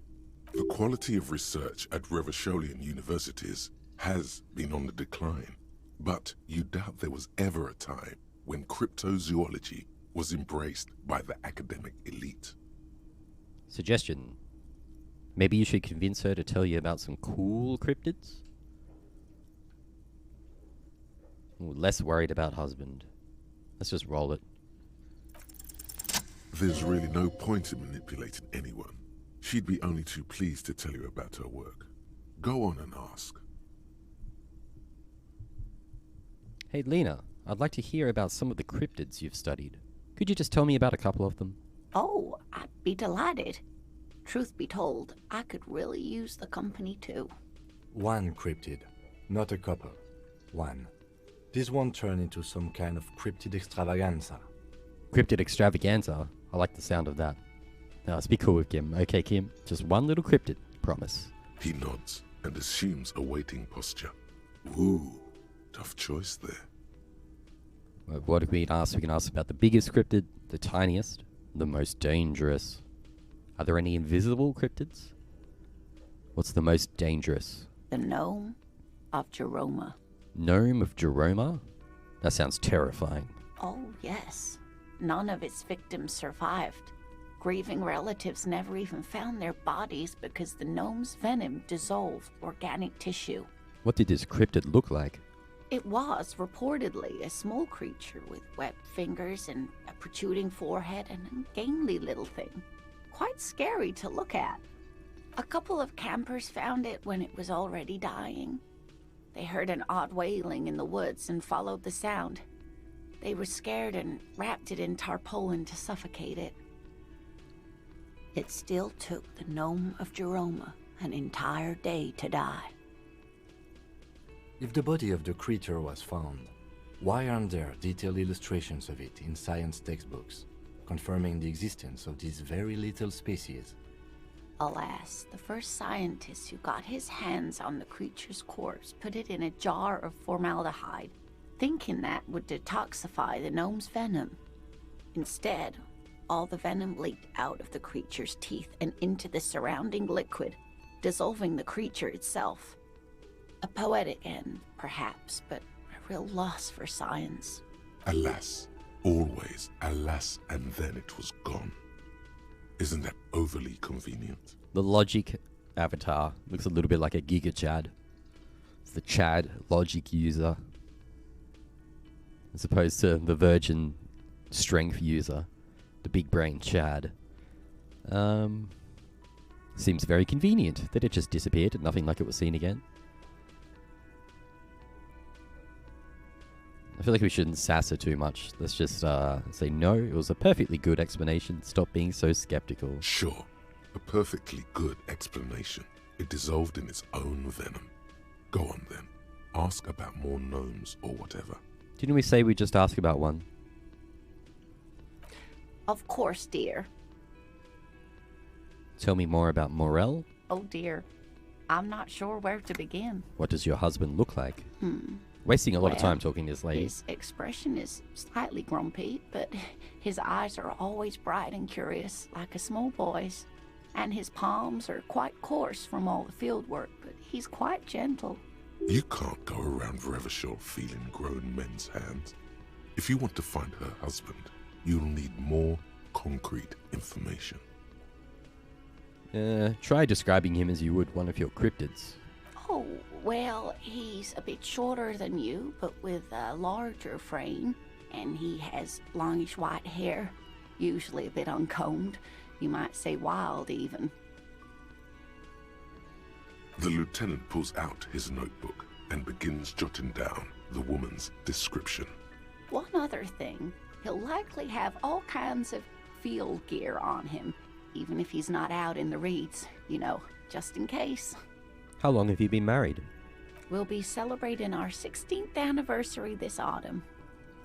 Not the most numerically satisfying anniversary, but I like the less obvious milestones even more somehow. How did the two of you meet? Via dating agency, I'm ashamed to say. I was looking to get back into the scene after recovering from my accident, and he'd just divorced. We hit it off, and, well, here we are. She's skipping over some important parts. Perhaps you'll find out more later. I hope I've been useful. Tell me more about this rare insect your husband is looking for. Oh, sweetie, it's fascinating. But I shouldn't bore you with entomological minutiae. The lieutenant gives you a sideways glance. No, I want to hear about the insect. Well, it's a phasmid, technically, but... Ah yes, Phasmatodia. A diverse group of insects whose bodies resemble twigs, leaves, that sort of thing. Ghost insects, colloquially. Oh yeah. Here comes the interesting. Where other phasmids imitate sticks or leaves, this one's a living reed. It disguises itself among the reeds here on the Insulindian coast. Hence its name, the Insulindian phasmid. Perhaps you'll end up co-discovering the phasmid with us, officers. I knew it. We're gonna be chasing made-up insects with cryptozoologists. It's not made up, officer. I can assure you. It's simply elusive, so much so that most establishment zoologists doubt it exists at all. What makes you think the phasmid is around here? Well, some teenagers making out in the reeds saw one. They didn't know what it was, of course, but there was a brief article in a local newspaper about their encounter with a ghost insect that looks like the reeds. Gary sent us the clipping. So a newspaper clipping is all the evidence you have? Of course, most phasmid sightings turn out to be false alarms, but their description matched the Insulindian phasmid perfectly, and they didn't even know what they were looking at. Is it dangerous? Not at all. Why else would it hide itself so carefully? Is it valuable? Oh, I doubt it. No one gets into cryptozoology for the money, sweetie. Does it have cool powers? Yes. It can blend in almost perfectly among the reeds. It's how it stayed hidden all these years. Centuries, even. Oh, dear. I'm afraid I'm not explaining this very well. It is very special. Morel can explain it all much better. I wish you could hear him describe it. Then you'd understand, I'm sure. I might not say these other ones. I don't want to tell her that I lost all my memory. And I have no idea what I'm doing.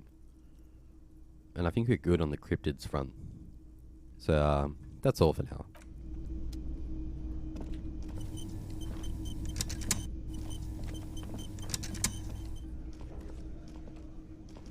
Let me handle this. Detective Disorientated. Are you still wondering where you are? This is Martinez, in case you've forgotten. I advise you not to overstay your welcome. Her entire character has shifted. This young woman is cold as ice. How bizarre, yeah.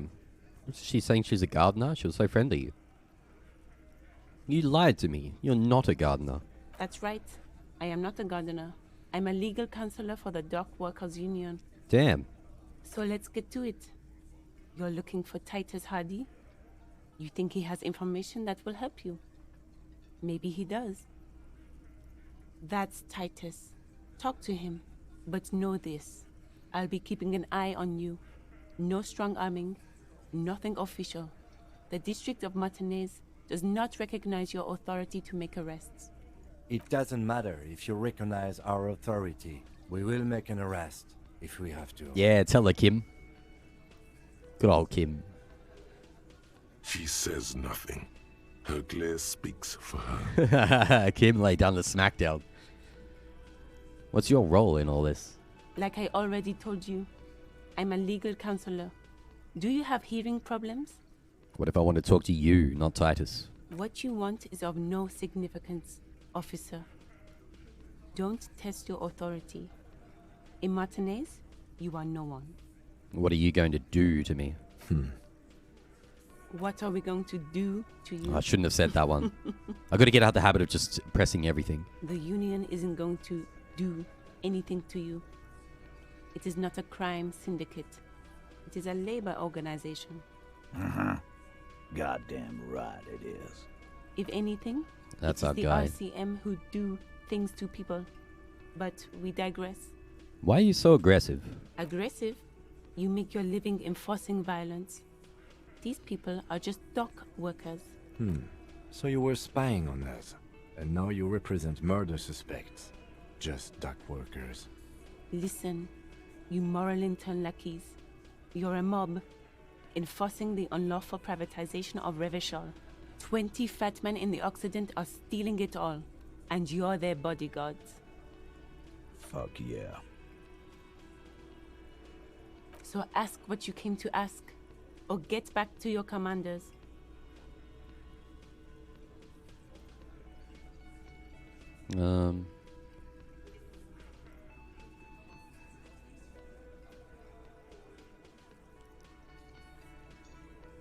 I don't know where you heard that, but it's wrong. The RCM is principled and strong, unlike you socialists. It's all a bit of a diss.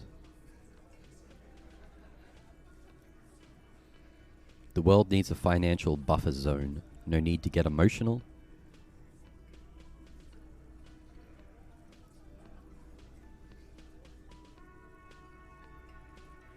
No one is emotional here. Do your job. Ask your questions, then leave. I'm gonna leave right now on her. She's a bit of a bummer. I want to look in that bin outside before we go questioning everyone. I did my morale set on sleep. So maybe I shouldn't use morale heals if it's close to nighttime. This trash container is locked. The sliding lid has a padlock this. With a well-oiled crack, the lock pops open. It should now be possible to simply raise the lid. Don't. Maybe you shouldn't. Didn't I just have a premonition that there's something in there? There is, but you won't like it. Dude, we've got Sweat to forms on your open brow. it. Your hand is still on the lid. Open it, open it. The smell of rotten food rises to greet you. You see soggy cartons, dirty rags, and organic waste. We're just in time. This hasn't been emptied for over a week. Alright. Peek at the rags. Among the threadbare kitchen towels, something catches your eye. A pair of denim trousers. As the legs of the slime-covered jeans begin to unspool from the garbage, a rank corpse smell fills the air. The victim's clothes? Cadaverine odor is faint. If these belong to the deceased, they were removed when he was still in the early stages of decay. Drop them in here, officer. The lieutenant produces a black plastic bag marked evidence from his pocket. Guitar marked blue jeans. Pockets empty or emptied. He wore them with a belt, too. A white belt. The loops appear stretched, but the belt is missing. That's it. Do you see anything else in there? The loops I have another appear bag here. stretched. As in, like, the belt's too big for the loops? Something slimy catches your eye. Grab it. A drab, long-sleeved shirt, olive-colored, appears from the food waste, dripping with pus. Dripping with pus. This is a military-type overgarment. No label or serial number. This is the kind of rib-knit shirt that's worn over light armor to conceal it in an urban scenario. And our guy was armored up. More? The rest of the rags are just kitchen variety waste. A yellow old mug that catches your eye. But other than that... All right. We should go to Gart again and ask if he knows who put the clothes in the trash. It could be as simple as someone from the hostel cleaning the yard. Or that one. I'd advise against confronting that force. You think someone from the Welling might have been involved, maybe? Not really. All we know is the victim's clothes are in the trash, the lid was locked, and his establishment had the key. It's just a small loose thread. Okay.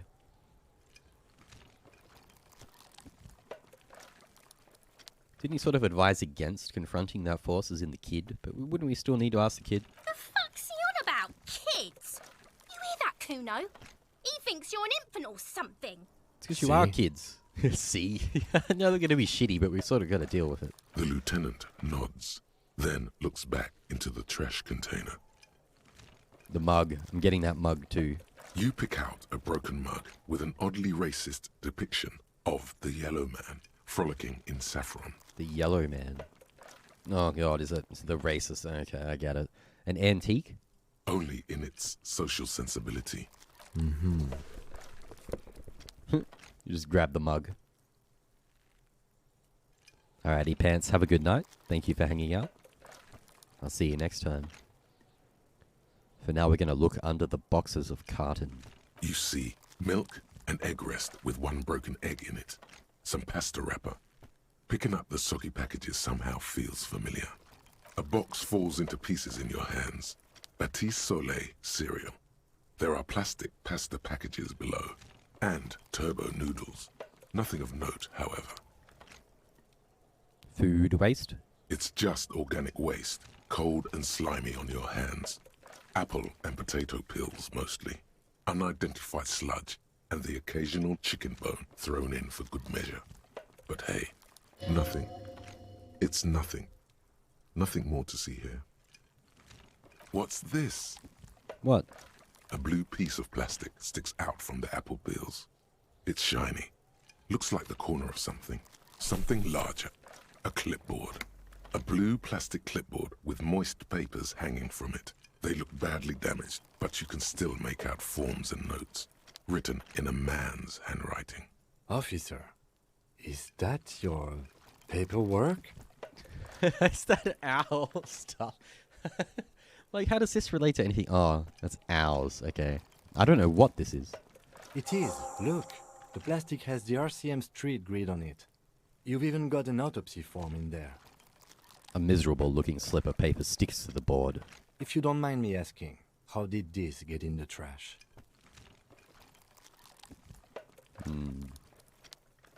I think I didn't want to be a cop anymore, so I threw it away. Well, lucky we found it. You should take stock of what remains, just to be sure some has not made it into the hands of the RCM's adversaries. Organized crime and the like. There might have been police secrets in your notes. Take stock of what remains. Okay, I'll do that. It would also not hurt to start taking notes on the case. Now, tell me what your eagle eyes see. Or are we finished? Some items, such as the ledger you found, are interactable. Go to your inventory and select the Interact tab to read your paperwork. The container sounds a muffled gong. That's one thing off the list. I think we got it all.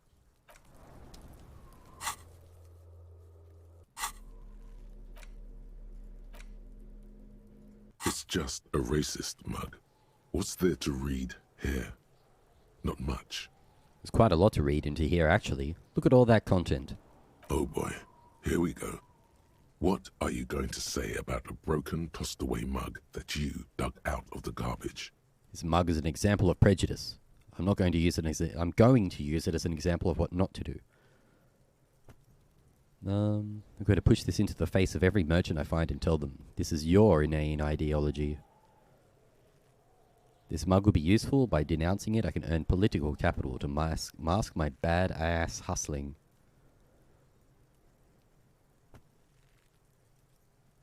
Is an example of prejudice. But it was in the trash. Why not just call it out when you see it? Or do some volunteering work. Just finish your case, detective. The note is written with a blue pencil on a piece of lined office paper. The kitchen magnets have left spots on its surface. It's the ledger you found in the trash. A pitiful cabbage of white and yellow papers hanging from plastic board, barely held together by a metal clip. This sad display is made complete by the faint smell of urinal cleaner. Urinal cleaner. Anything else? There's a piece of toilet paper. Or is it cleaning tissue? No, it's toilet paper, desperately sticking to the back of the blue plastic clipboard. Gross. It's a metaphor for you. Gross. Thank you, waterlogged ledger, for spelling it out for us. Below the pathetics, terror. Do not look into its blue heart. Inspect the toilet paper. It's just toilet paper sticking to the back of the plastic clipboard. You can take it off if you want. Still wet, the toilet paper peels off the plastic easily. All you have to do is shake it off with your finger and voila! The ledger now looks marginally better. Inspect the clip. An aluminium block runs the width of the board, biting down on the paperwork. Its crocodile teeth are the only thing keeping the papers together. A regular pencil, the tip worn down to nothing, has been attached to the clip. Run your finger across the aluminium. The surface is interrupted by a silvery sticker. It's rectangular, sparkling with iridescence. You don't know how you didn't notice it before. It is similar to the RCM watermark on your blazer the lieutenant mentioned. Didn't he say something about the headlights of his motor carriage? That you can read these there? Surface, it's a sticker. It's similar to the RCM watermark on your blazer the lieutenant mentioned. Headlights of the motor carriage. You can read these. Hologram watermark. I don't remember them talking about that. What? But Yes, halogen watermark used for adding information to RCM property. What kind of information? It depends. Aside from an anti-counterfeiting stamp, mine has my station number and address. The information varies by date of issue. Maybe yours will have how many cases you've solved. How many years you've been on the force, he's thinking. It'll have that. How can I read it? Any capable light with the right wavelength will do. You mentioned the headlights of your Kinema? Yes, RCM vehicles have headlights tuned especially to reveal halogen watermarks. This means you can read the watermarks if you just turn the lights on. Thank you. Okay. While a bunch of sodden papers sag from the clipboard in your hand, it's a sorry sight. Browse the white papers. They're not exactly white. They're yellowed in patches by sunlight and alcohol, and covered in dense blue handwriting. Ink escapes into watercolor patterns, reaching its tendrils across entire pages. The paper itself is checkered, with faint red lines, forming short paragraphs. Once in a while, there's a red stamp that exclaims, "Case files, commit to paper." The case files themselves are plenty. You count more than 100 sodden, crumpled up, earmarked pages falling apart in your hands. They appear to be sufficiently organized and extremely dense, if mostly illegible. What is in there? What are they about? Work, strife, poverty, the Jamrock Quarter. These are handwritten logs of investigations dating back to January 51, this year. The exact number is hard to estimate, due to missing pages and an odd naming convention. But there are at least 20, maybe 30 cases, undertaken, not completed, mind you. It's the middle of March. You have attempted 2 cases a week on average. Is 2 cases a week a good caseload, Lieutenant? Huh? 2 complex cases to undertake is a lot, yes. You really have to push yourself. I would not suggest it, lest you start making mistakes. 2 cases a week appears to have been my load, Lieutenant. I'm not sure I completed them, though. 2? That's a lot. I didn't mean to say you are making mistakes, by the way. That was presumptuous of me. I burned out all right. It's pretty obvious that it wasn't going too well for me. That's okay. We all do, sooner or later. Like a fan of gills, the checkered papers dry in your hand. The handwriting is extremely dense, if mostly illegible. There was mention of a naming convention here?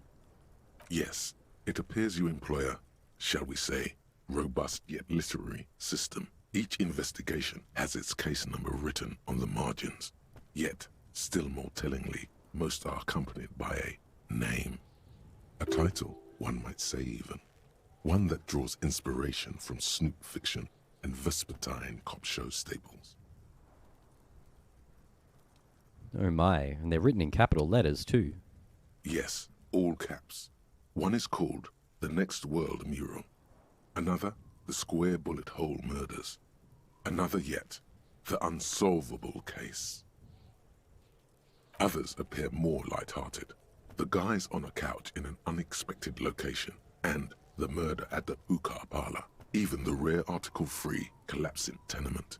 Murder features prominently throughout. It's going to take an effort to piece these case files together, but it can be done. Once you're done inspecting them up close. Kim, my cases appear to employ some kind of naming convention. You mean the alphanumeric? Officer, precinct, time of arrival at the scene? No, I mean a non-numeric one, with titles. Oh, you mean the titular? Yes, well, so do I. In our defense, almost everyone in the RCM does. Why is that?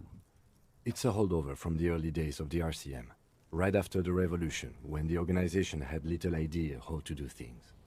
It persists in an unofficial capacity. Officers use these titles to refer to their work among themselves. I seem to have named a case The Square Bullet Hole Murders. Again, in your defense, I seem to have named one The Man with the Hole in His Head. That was a real person. His death was real. Still, I named it that, to amuse myself. I pray his loved ones never find out. I mean, you gotta do what you gotta do to cope. When you're a detective dealing with all this grim stuff all the time, you gotta kinda keep yourself going somehow. Anything to lighten the mood a bit. What happened to him? Rail spiked through the head. He died. It was a workplace accident. I have to open an official case. Is there room? There is, for precisely one more. 15 pages near the end remain untouched by the damage. The checkered grid forms a structure of passages, breaking the case into subtasks to accomplish. Once all the tasks are accomplished, the case is complete. Commit to paper. Sadly, the ledger only comes with an old, worn-down lead pencil. It's unfitting of this monumental event. Kim, do you have a pen? The lieutenant looks at his blue notebook. 2 fat, shiny pens hang from the binder, like large caliber bullets on an ammo belt. He is not really saying anything, just standing there, looking at them. Fine, I'll just use this crappy pencil. Absolutely motionless at first, then animated slowly, imperceptibly even. The lieutenant begins to browse his notes again, leaving you to the case files. Onto the paper with a brash free hand, uncannily similar to the rest of the letters. The wording comes easily. It's almost robotically simple, a language developed for mental rigor and simplicity. Inspect the victim's body. Get the body down. Interview the cafeteria manager. It's not exactly poetry, but poetry would be out of place. A satisfying slash sounds across the paper. You're done, it seems to say. And you, and you. Things to be done and things already done. The composition of reality. This is an extremely useful tool for a detective of the citizens' militia. Now all that remains is to name the case. We really were meant to come here like right at the start of the game, obviously. I think they even told us like there's a body out the back that needs to be dealt with. And I just started looked at almost everything else before actually going here. And I feel like this was sort of nodded and pushed to do this at the start. No, actually. Any ideas? Ooh, what should we call it? The Hanged Man. The Furies are at home in the mirror. The Setting Sun. Shit on a stick. I mean, the Hanged Man is very literal. The Setting Sun's a bit cooler, though. Okay. It's a good name, but it has one problem. This case has nothing to do with the setting sun. At all. It has nothing to do with that. So True. Something more concrete, perhaps? Do you have something concrete?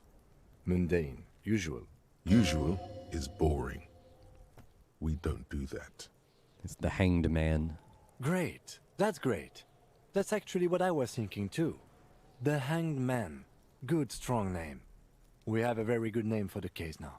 I'm going to start calling it the Hanged Man. It's good we sorted this out. You don't exactly close them, so much as distance yourself from the smelly papers. They're a little further from your nose now. It's logic, medium. Can I read the case files now? Very high. Kim, explain the system. What is icosahedral dice set sirens? Dice set. Arson, petty theft, spousal abuse, handwritten logs. You don't exactly close them, so much as, yes, you can piece them together using the alphanumeric code on the margin. It always begins with HDB 41, then date of initialization and time of arrival on the scene, followed by the title. For example, HDB 41120111700, the Next World Mural. Wait, HDB 41? Weren't those officer precinct? Why, yes, your precinct number is 41. And HDB? Every last alphanumeric in the files begins with it. And these are your case files. It's safe to say HDB are your initials. Ooh, is this a lead on our name? Horace Debbie Beringer? Haram Dajan Bin Zaken? Wow, I don't know what to say to that. I got nothing here either. Logic really isn't the best faculty to have this conversation with. But it's the one you got. So sorry. Yeah, we're staying out of this business for now. HDB is bad news from yesteryear. It's shit, honcho. How long does it take to read a case? It takes about half an hour to piece one together, using the system you've devised. Where do you want to start? These are all my past cases.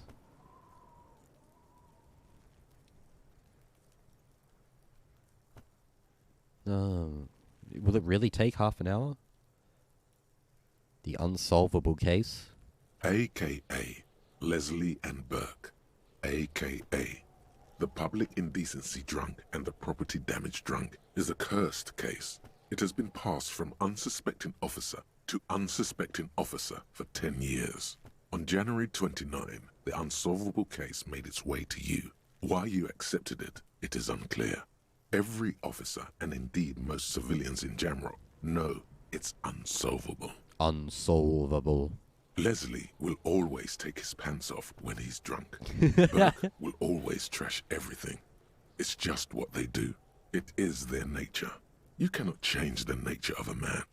And you can't lock them away because public indecency and small-scale property damage are not punishable by incarceration.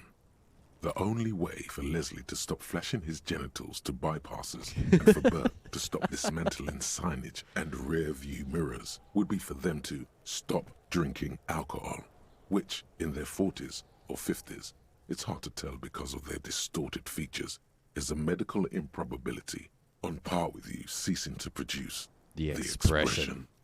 That damn expression. Couldn't we just keep them off the streets? You would think that, but you're wrong. Where's the fun in exposing your genitals or breaking stuff in your own home? No, Leslie and Burke are on the corner of Main Street and Perdition, because that's where the action is. Can you keep yourself off the streets? Threatening fines, dragging them to the station, locking them up in the hellholes they live in. locking them up in the station, hypnotherapy, even trying to get the local gang of Zemyaki to take them out. The Zemyaki gave them ethanol, so Burke and Leslie would expose and rampage even harder. You tried it all, and still the complaints wouldn't stop, as they hadn't stopped for 10 years. It's plain to see from the files that you, Satellite Officer JV, and Special Consultant TH had more important cases to attend to. You uncover cross-reference to several ongoing investigations, each brought to a standstill every time you drive down Main Street. Because there they are, on the corner of Perdition. And what is Leslie doing? Which one was Leslie? The flasher. Good, you're learning. If the files are to be trusted, that's all there is to it. That and Burke breaking things, and the fact that they're both drunk. But then again, so are you. The case becomes considerably less comic one day, when Burke takes a swing at your ledger. Hey. He must have it confused with the property he likes to damage. But the joke's on him. You're drunk out of your mind on potent Pilsner.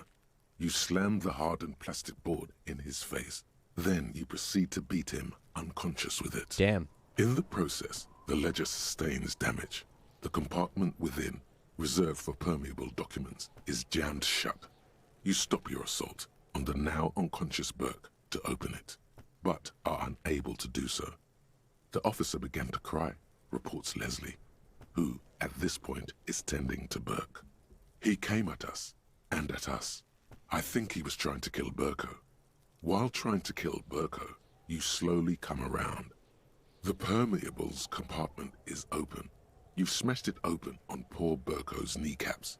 The good news is, Burke can't walk anymore. Can't get out of his apartment, an invalid. With Burke to tend to, Leslie cuts back on the indecent exposure. Maybe he flashes his genitals to Burke, who knows, but both drunks are off the street. The complaints stop. The unsolvable case is solved. I guess that was one way around it. Which is also why the officer responsible narrowly escapes a disciplinary hearing. The end. Do you want to read another one? It'll take ages. Maybe we'll just read one of these every now and then. Not much has changed in the meanwhile. A bunch of sodden papers still sags from the clipboard. Browse the yellow papers. In the back, you see thin, translucent copy of paper. Some neon yellow, some bright red, all covered in boxes, like marching armies. These look like official forms, waiting to be filled out. Then rip them from the binder and hand them out, according to type of form. What types of forms are there? 3. The topmost are misconduct fines, the middle ones are station calls, and the bottommost are field autopsy forms. Each is easy enough to make sense of. You don't have to be an intellectual giant to do police work.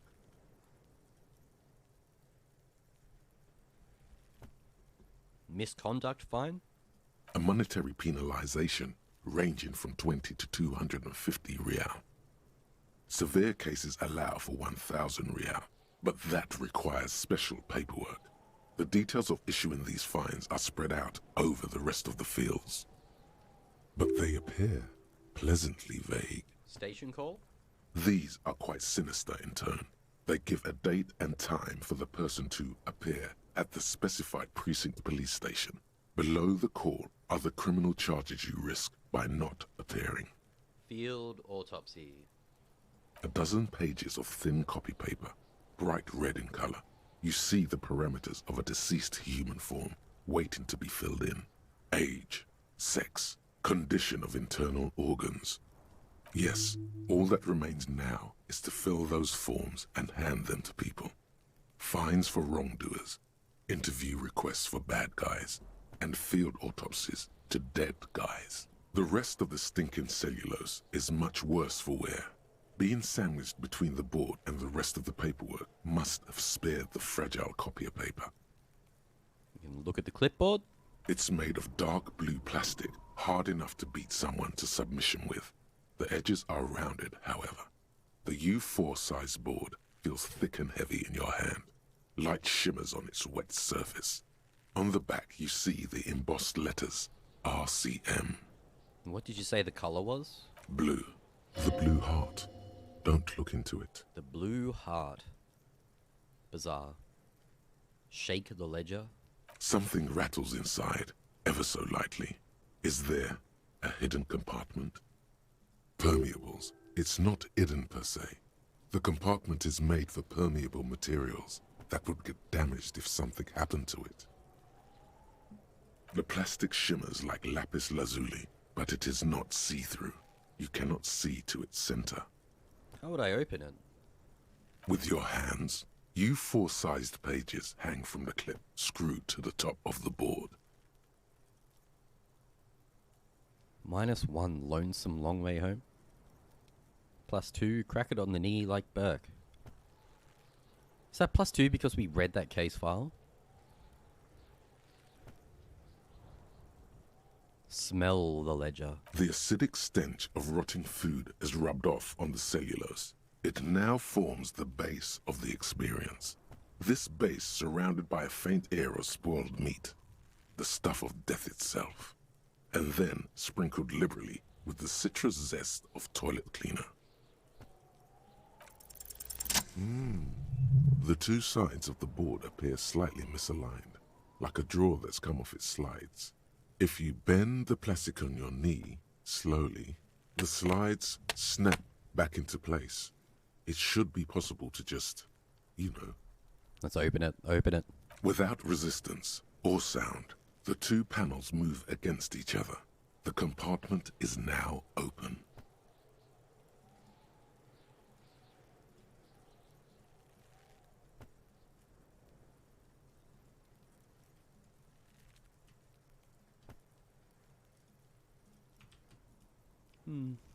Like my webcam's off frame a bit. We're just going through this ticket ledger. stubs and a handmade postcard. 2 ticket stubs. Pick up the ticket stubs. 2 octopuses are smiling, reaching their tentacles toward each other in the colored pencil drawings.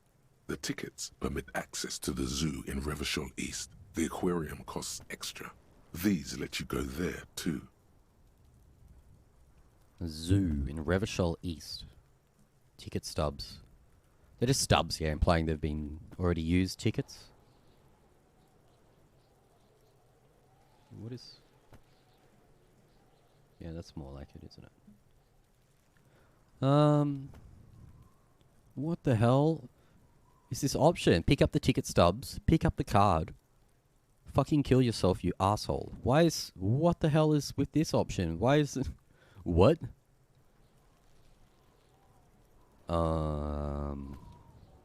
We'll just pick up the card.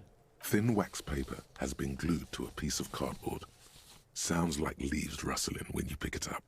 You see violet flowers, floral patterns, patches of glue. Smell it. It smells of chewing gum, apricot flavored. A touch of cinnamon, the end of summer. You think the label says tutti frutti. Open it.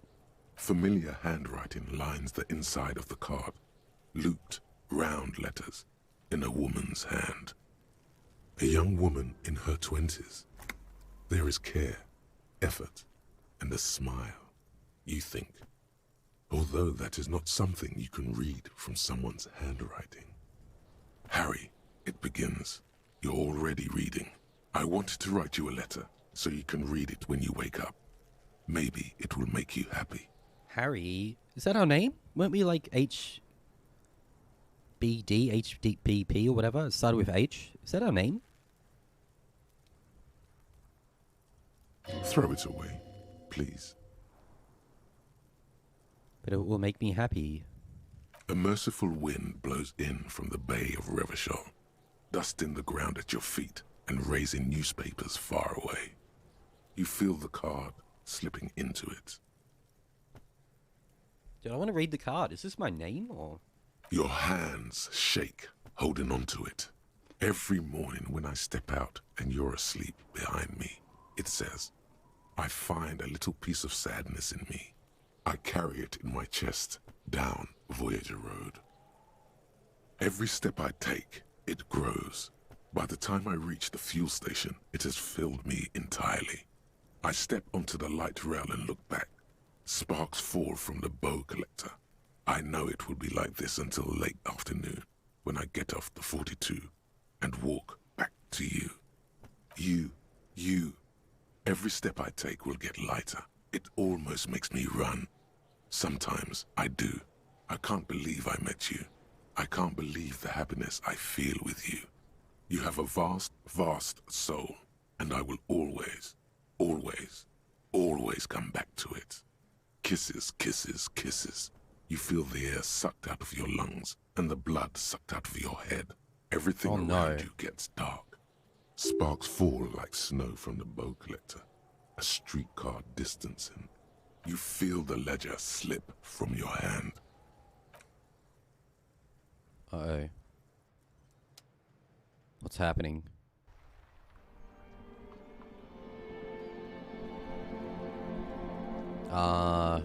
Did we die?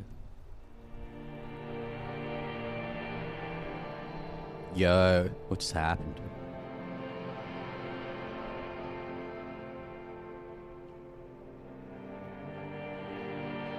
There is nothing.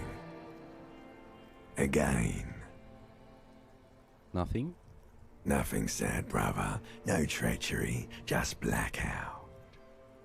Well, almost nothing. There is the ground below you, that's still there. And the small light that's on, fluttering, somewhere in the basal ganglia. Who's that? That's me. Blue eyes, that's me. And who was that? Who was what? He speaks of the sickening longing, the unwell emotion. Even in the darkness, he's grasping for it. Still trying to hold on to the great sorrows slipping in the water. Slimy.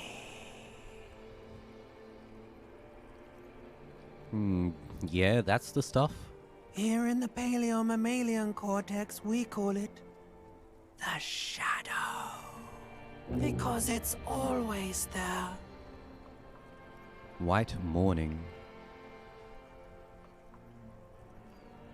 Was that the X something? The where is Voyager Road? Oh man, this is it's a bit confusing. I'm not 100% what is happening right now. We're just going with it. Was that the X something? Bloated corpse of the past resurfacing. Yes, that. Don't prod at it. It will start moving again. Where is Voyager Road?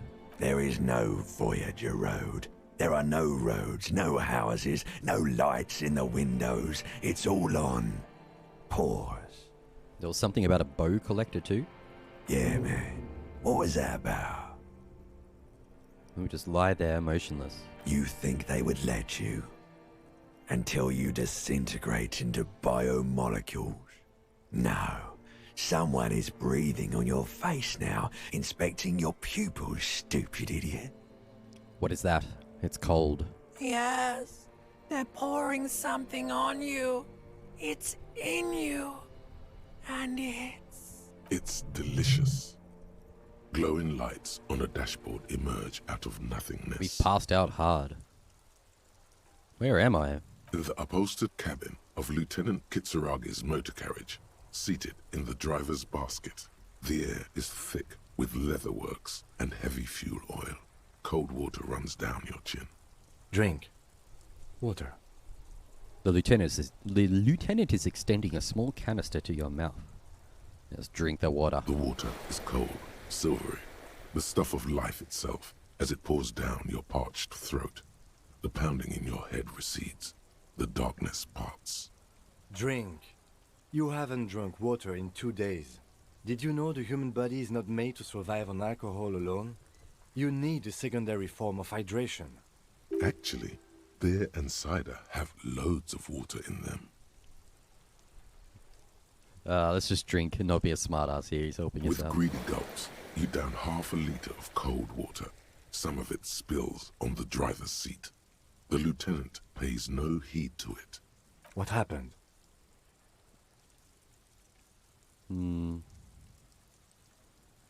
I should ask you the same. You were reading your paperwork. Then you passed out. I carried you to my kinema to take you to a hospital. Then you came to. How long was I out? 10 minutes, maybe.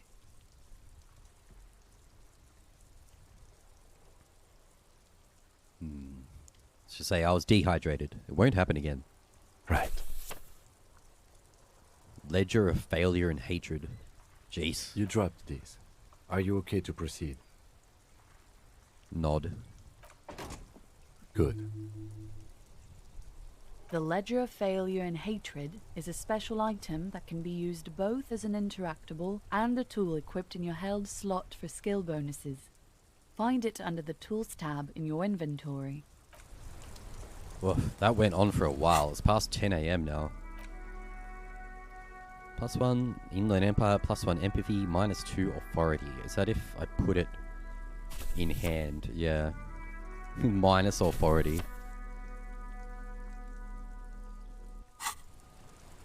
God, that went on for a while. It's about to be break time.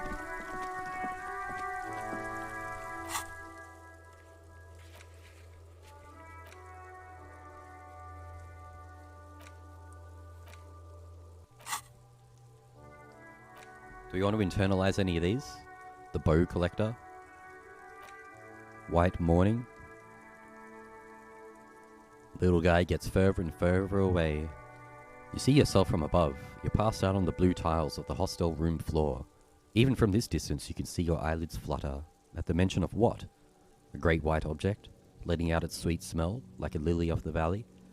The little man's forgotten its name, but he still remembers the feeling. And look, he moves. The feeling animates him. He instinctively reaches out for the feeling's best friend, a bottle of Commodore Red. He puts on his disco clothes and gets smaller and smaller.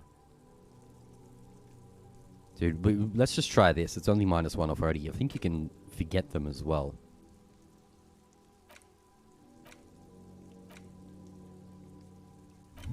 Let's just internalize this one. I feel like we've got limited slots for these as well.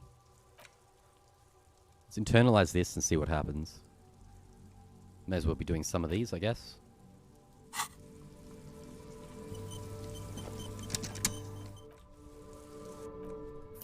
Alright, I need a quick break. Oh, it's been 2.5 hours. Stretch. Go to the kitchen. Ooh, won't be too long.